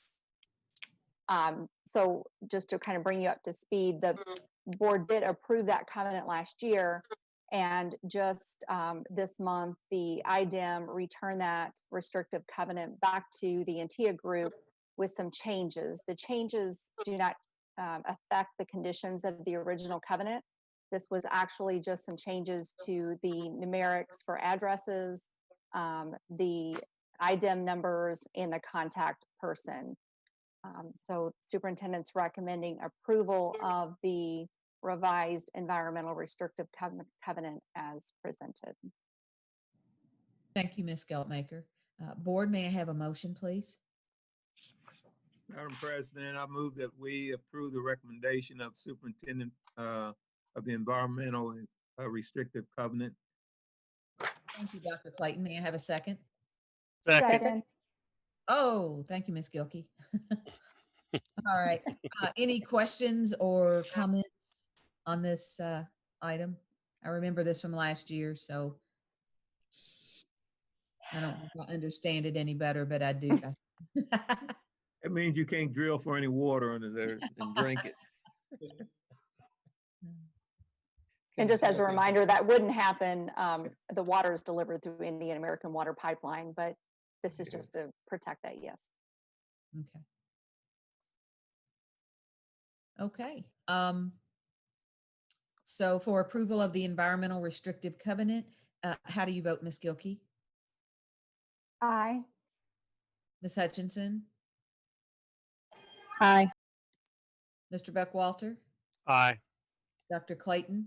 Aye. Ms. Perkins? Aye. And I vote aye, so this item is approved. Next, we have the revised semester 1 2021 school calendar. Yep. And board, I'm going to spare you going through all the details again. I think we talked about that enough earlier. So I'm recommending the approval of the revised semester 1 calendar, and ask the board to approve that. Okay, board? Madam President, Yes. I recommend that we approve the revised semester 1 calendar as presented. I second. Thank you, Ms. Hutchinson. Do we have any questions or comments on this? Mark, this will be the first time I'll be able to vote on calendar. So I'm going to vote with you this time. All right. Thanks, Dr. Clayton. You're welcome. I just We want need- to thank the parents that I know this is not an ideal thing. It's not what we all want. It's just, it is where we are, and everybody's worked really hard to get us to this point. And I just want to thank the parents that I know that they've got a big decision very quickly. And I just appreciate their patience and working with us. So it's, it means a lot.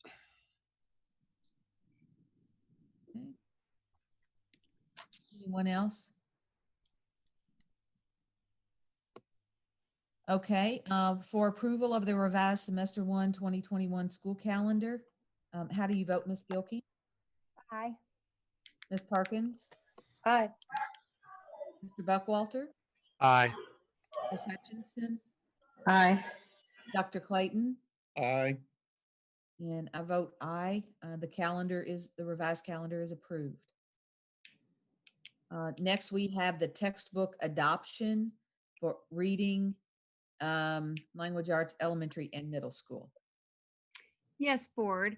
The state recommends each year under Indiana code that you must offer a research-based core reading program unless you've met 2 criteria. The first one being that the schools have fallen within the top 2 performance categories, meaning the school received a letter grade of an A or a B. And the second being that 90% of students pass the I Read 3 assessment. For more information on these calculations, you can review the attached memo. Members of the corporation's reading committee, as well as classroom teachers and parents, have provided guidance to the selection of these resources. In the adoption process, each teacher is asked to score a first and second choice, and then each building determines a winner from those votes. The corporation committee then meets and building votes are submitted. The series with the most votes wins the adoption. The cost of the elementary series that was selected for grades K through 5 is $866,647.95. The cost of the middle school series is $378,675 for a total expense of $1,245,322.85. The CARES Act federal grant will cover $550,000 of these expenses. This will allow us to have a renewal of our online resources, which we have not had this past year. With the current situation, this is necessary so that our teachers and students have all the tools at their fingertips if we were to go into a long-term e-learning environment again. The initial payment will be made in June of 2020 with that CARES Act funding.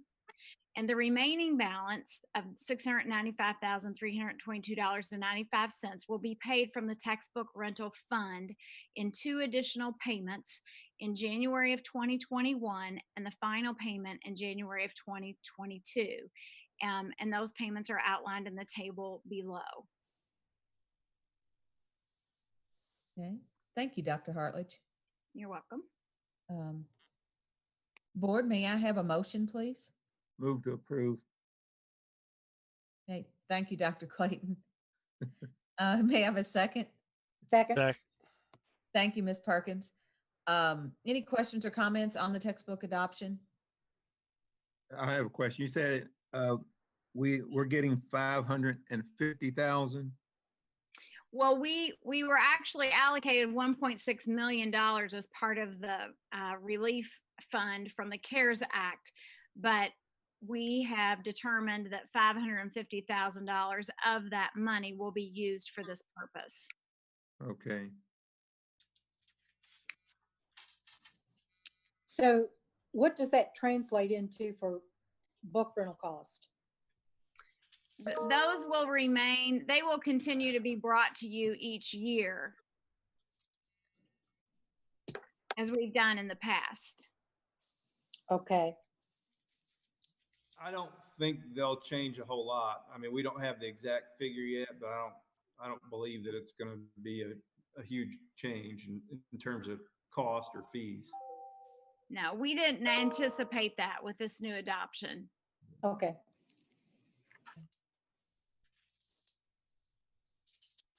All right, any other questions or comments? Well, I will say one of the reasons we can use some of the CARES Act money is because all these adoptions provide an online textbook component to it. So that's why, we've decided to use some of the CARES Act money to pay for this up front. Does it also provide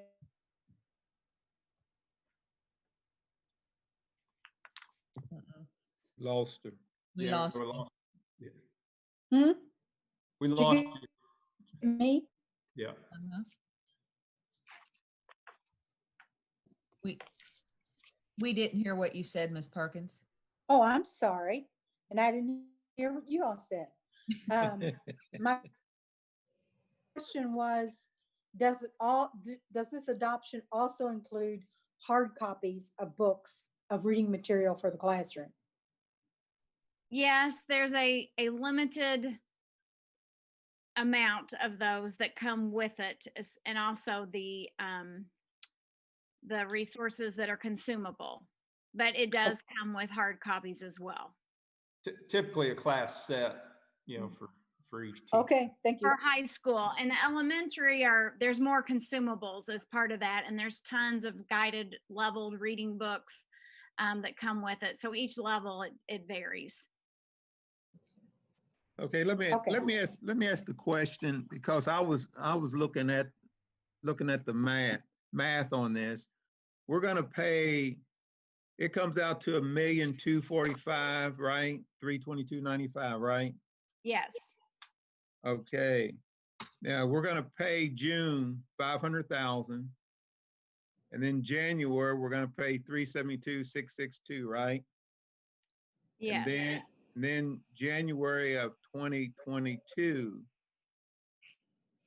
we're gonna pay 372,660.95, right? Yes. Okay, so I'm off. The differential is going to come from our current balance in our textbook fund. Okay, that's I got $1,295,000, and that 45. I was looking, where's that other at? Yeah, it's currently in our textbook rental fund, and that's where the differential is coming from.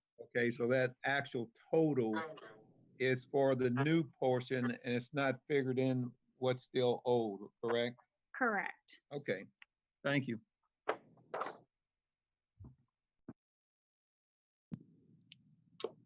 Okay. If there's nothing else, let's vote on the approval of the textbook adoption. How do you vote, Ms. Gilkey? Aye. Ms. Hutchinson? Aye. Mr. Buckwalter? Aye. Ms. Perkins? Aye. Dr. Clayton? Aye. And I vote aye. Textbook adoption is approved. Our next item is the formative assessment grant. Yes, board. Earlier in the year, you approved the formative assessment grant through December of 2020. Greater Clark currently has $624 to encumber or send back before June 30th of 2020. This contract will provide for 2 virtual sessions with a total cost of $600 to be paid from the remaining grant funds. Okay, thank you. Board, may I have a motion, please? Madam President, I move that we approve using leftover funds from the 2019-2020 formative grant during the first semester of the 2021 school year. Thank you, Ms. Hutchinson. May I have a second? Second. Thank you, Dr. Clayton. Any questions or comments on this item? Okay, for approval of the formative assessment grant, how do you vote, Ms. Gilkey? Aye. Okay, Ms. Hutchinson? Aye. Ms. Perkins? Aye. Mr. Buckwalter?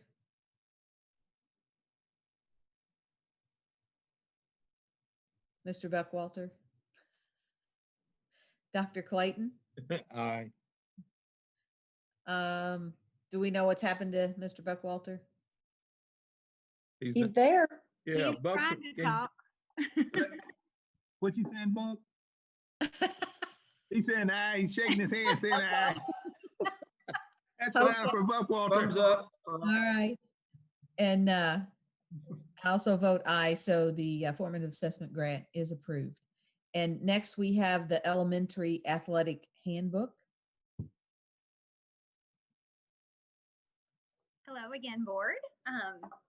we have our athletic handbook we bring forward every year. The first couple of items that we made changes on are sort of typical. We change the dates and games and update that information. We have deemed that practices may not be held when school is not in session, but if it should happen to be a partial day, we don't have any of those planned, but if it's a partial day, then they can have practice. Like I said, we don't currently have any of those planned, but there's also a clause that we added due to the pandemic situation. Should school be canceled for a lengthy period of time, elementary athletics will not be rescheduled. We have added Franklin Square Elementary and Wilson Elementary to the American Division. And let me do a little explaining on this next sentence. When Maple and Spring Hill were removed from our divisions, we had an uneven number of teams. So our committee worked with our principals and back with our committee and ran things through Mr. Loeffner. We looked at a few scenarios of what we could do. And to be honest, some of them were very complicated and would end up creating some confusions.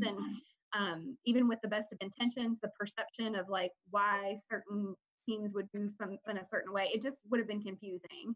But we also remembered that years ago, the Clarksville elementary schools, back before they had combined into Clarksville, it was George Rogers Clark and Green Acres, I believe. They were a part of our tournament structure. And when they combined, they dropped out of our tournament structure. And Lori Gavin, our elementary athletic director, has said that for many, many years, they have wanted to hop back in, but we were at an even number of teams. So it wouldn't have been smart to do that because then we'd be creating this situation. So now that we're in the situation where we're back to an uneven number, we reached out to them and they were thrilled to join us in our tournament structure. It solved the problem. They are a large elementary school, so they're going to go into the national division, which is the larger half of our schools, which means that Wilson got pushed into the American division and Franklin Square will be in the American division as well. They also increased the pay for officials to $30. It was getting harder and harder to find people to work for the $25 amount. So they've increased that a little bit. That's it. All right. Thank you, Karen. Okay, board, may I have a motion, please?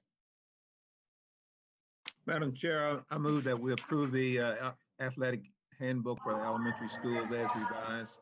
I second. Okay, thank you, Dr. Clayton and Ms. Hutchinson. Any questions or comments on this item? And when you talk about the officials, are you talking about the scorekeepers, the referees? We're just talking about the referees. Referees, okay, thank you. Yeah.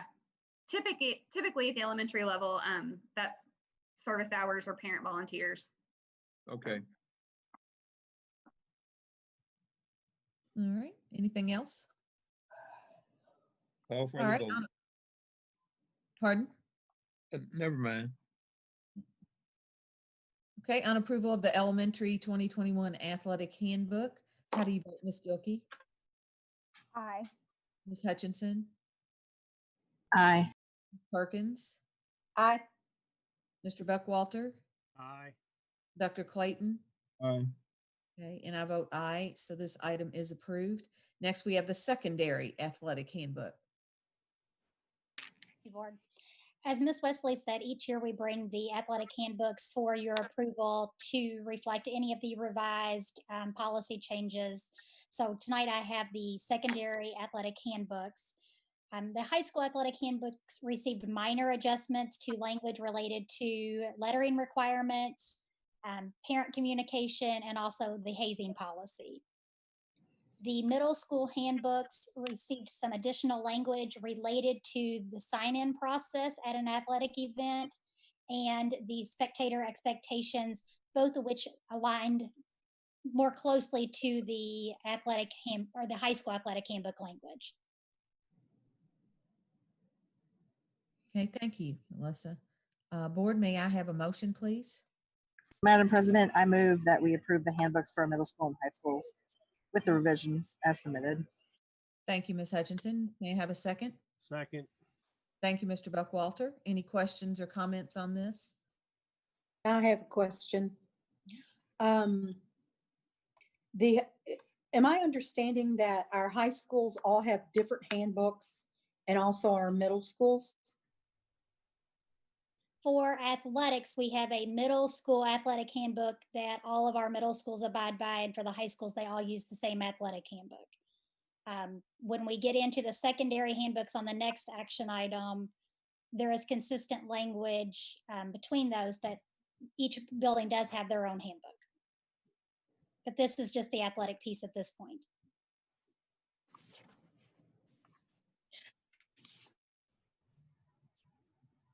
Okay. So I guess my question is, if the handbooks are going to differ, where would they differ? I mean, I don't understand. Don't we have standard procedures and operations? Well, that's on the next one. I think Yes. she'll explain the secondary handbooks. This is just athletics, and all of them have the same. This is just athletic handbooks, and there are some differences between middle school athletics and high school athletics. I'm sorry, I was already online. I apologize. Okay. You're moving too fast. It's like you want this meeting to be over already. Trying to move us along, move us along. We'll let it slide this time. Okay. So anything else on the athletic handbooks? Okay. For approval of the secondary athletic handbook, how do you vote, Ms. Gilkey? Aye. Okay, Ms. Perkins? Aye. Ms. Hutchinson? Aye. Mr. Buckwalter? Aye. Dr. Clayton? Aye. And I vote aye, so the secondary athletic handbooks are approved. Next, we have the secondary Plano handbooks. Wait, they Plano handbooks. Well, they are anything but Plano handbooks at this point. But, so the next item are the individual school handbooks for the secondary buildings. Those handbooks, we've worked hard with the high school principals and assistant principals to make sure that they are better aligned and that they are consistent.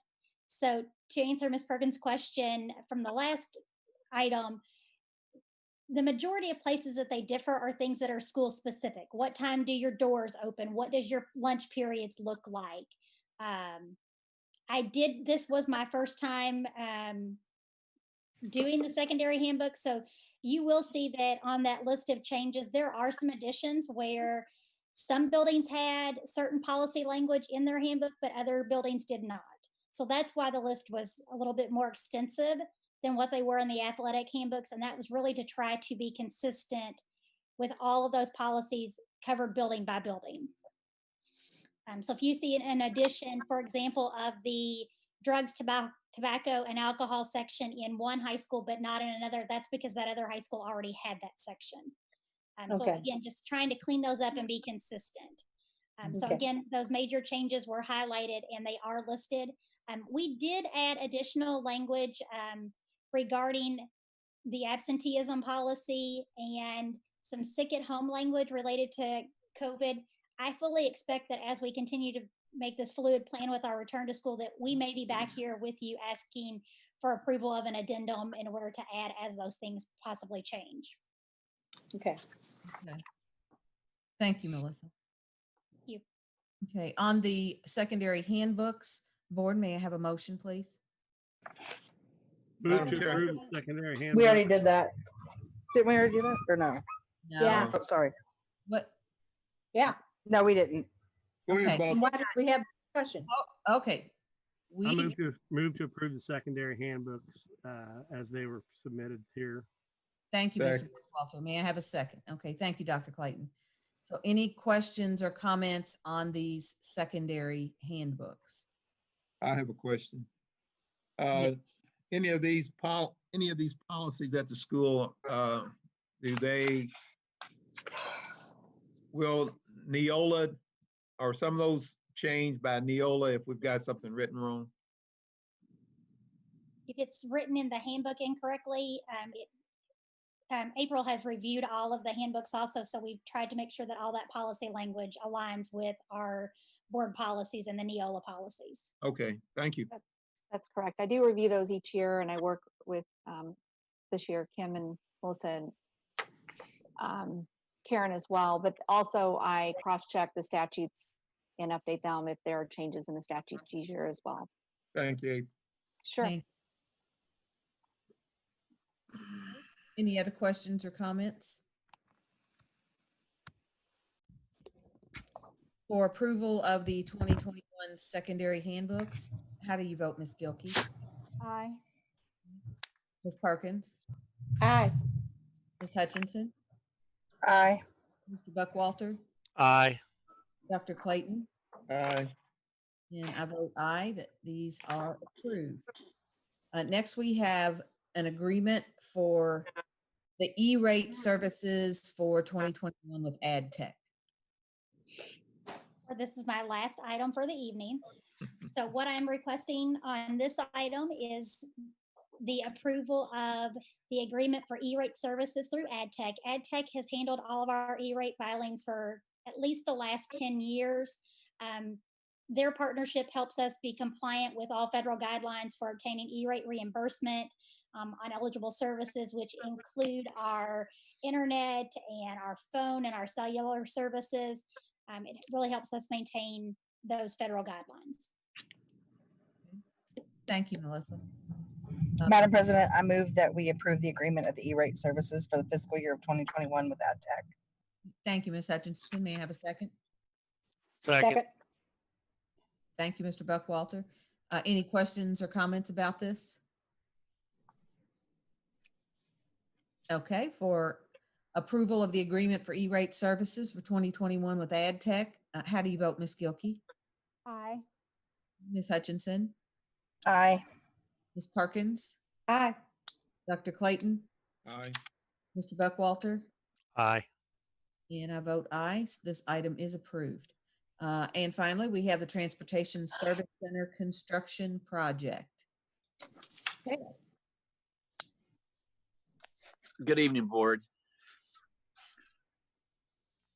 Good evening.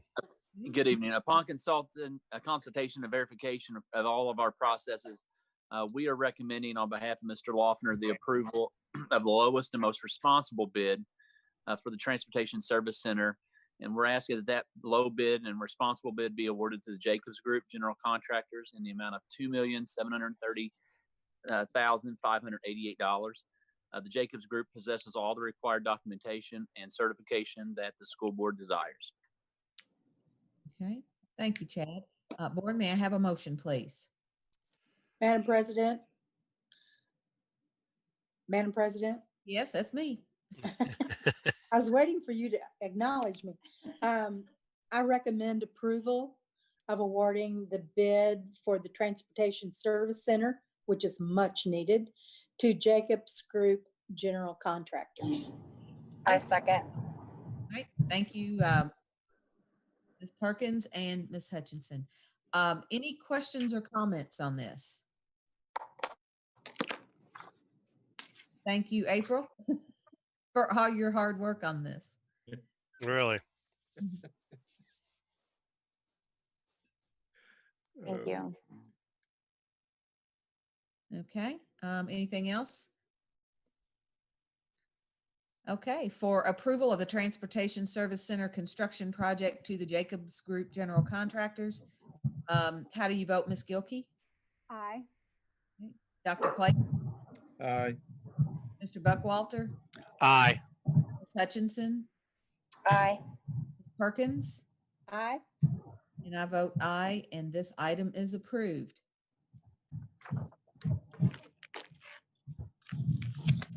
Okay, I think we do not have any public comments on non-agenda items. Is that right? No, ma'am. Okay. Board superintendent comments. Ms. Gilkey, anything? I just want to echo what was already said earlier to all of the administrative team, transportation, food services, custodians, teachers, parents, everybody that was involved in trying to put together the back to school plan.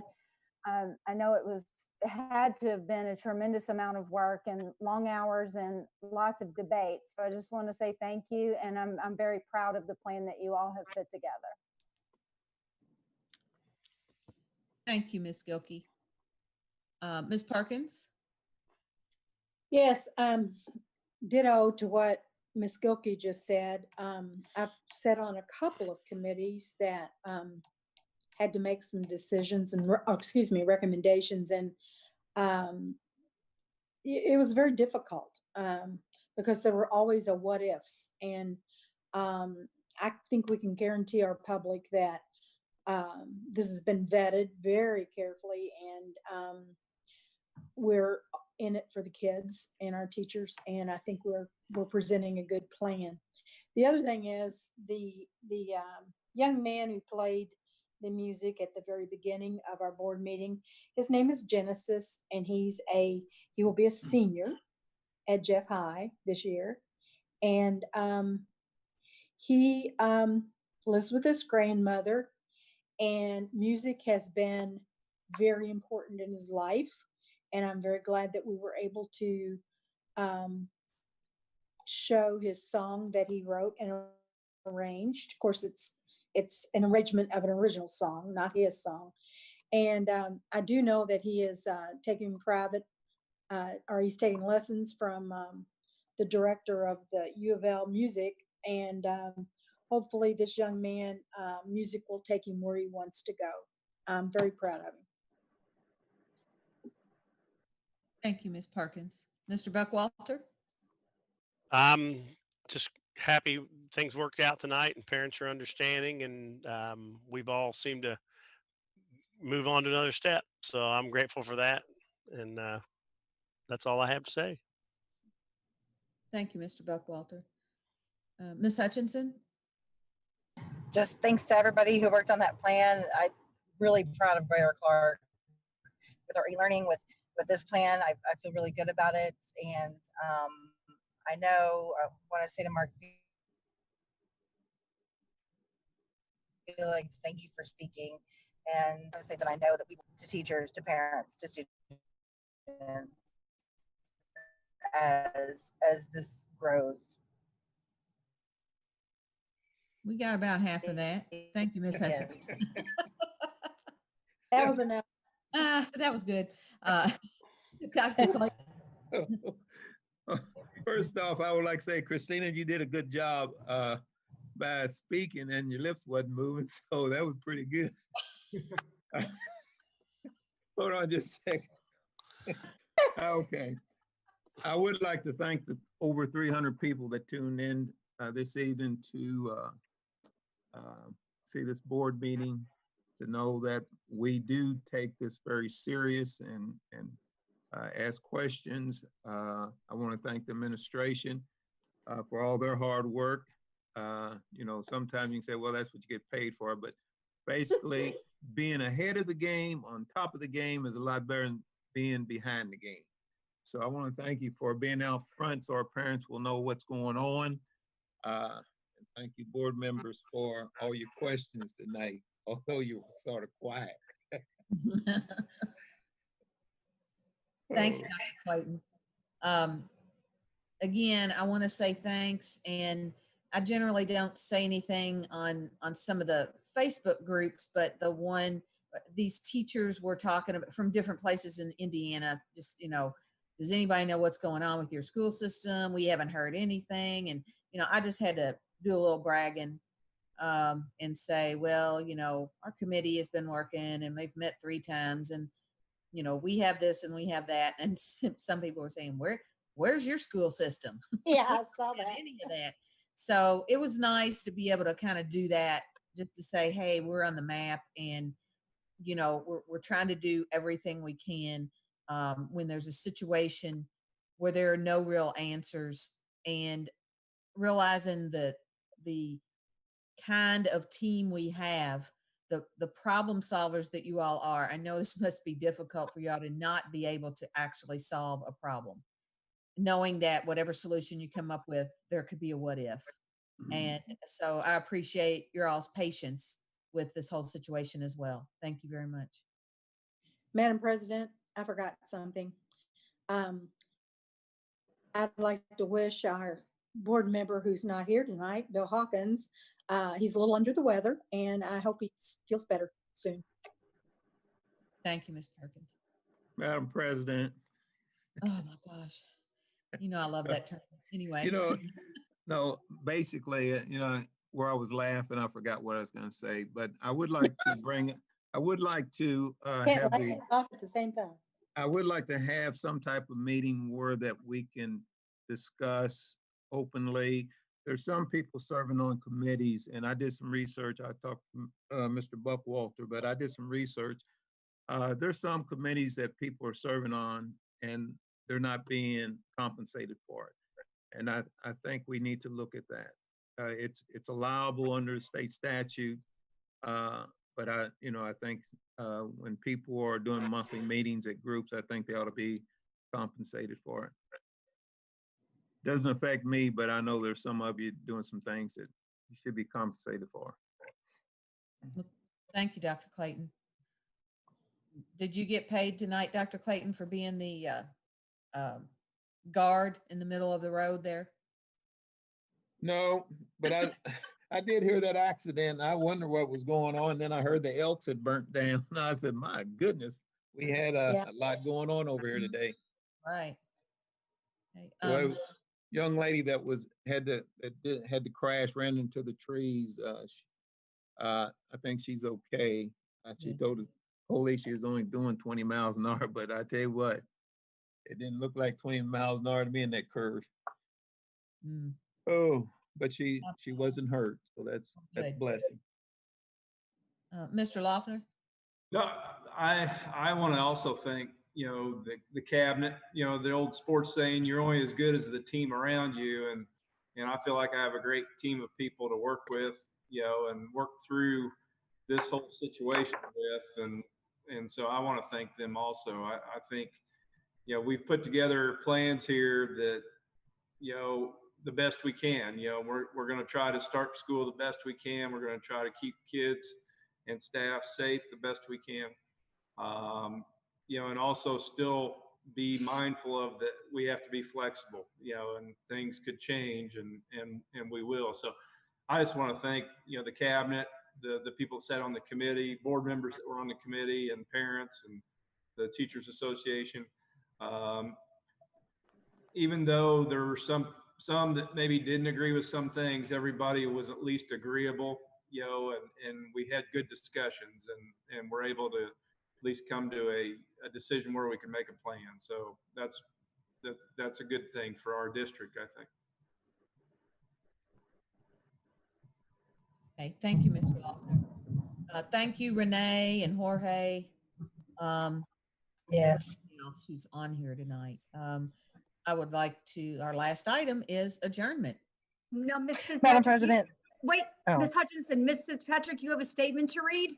Oh my gosh. Gosh, Jill.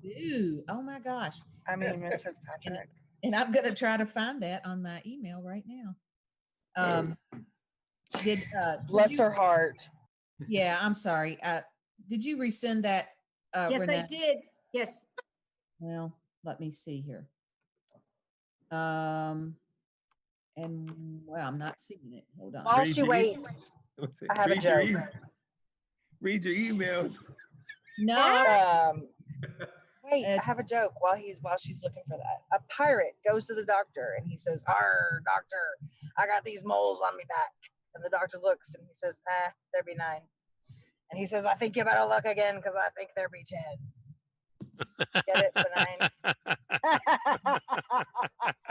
No, Renee, I do not know.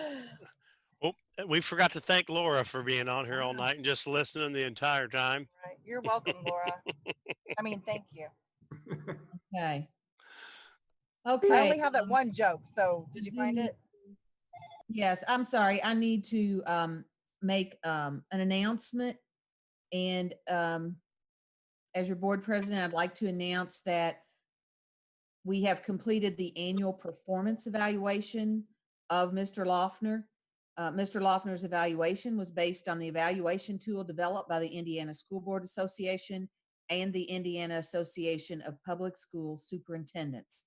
This tool was designed for consistency in the evaluation of public school superintendents by school boards across Indiana. Through the board evaluation process, Mr. Loeffner received an effective performance rating, and I guess that means we're going to keep him. So Wahoo! anyway, I move to adjourn. I second that. Second. thank you. All in favor? Aye. Aye. Bye. I think that's enough votes. We are adjourned. Aye.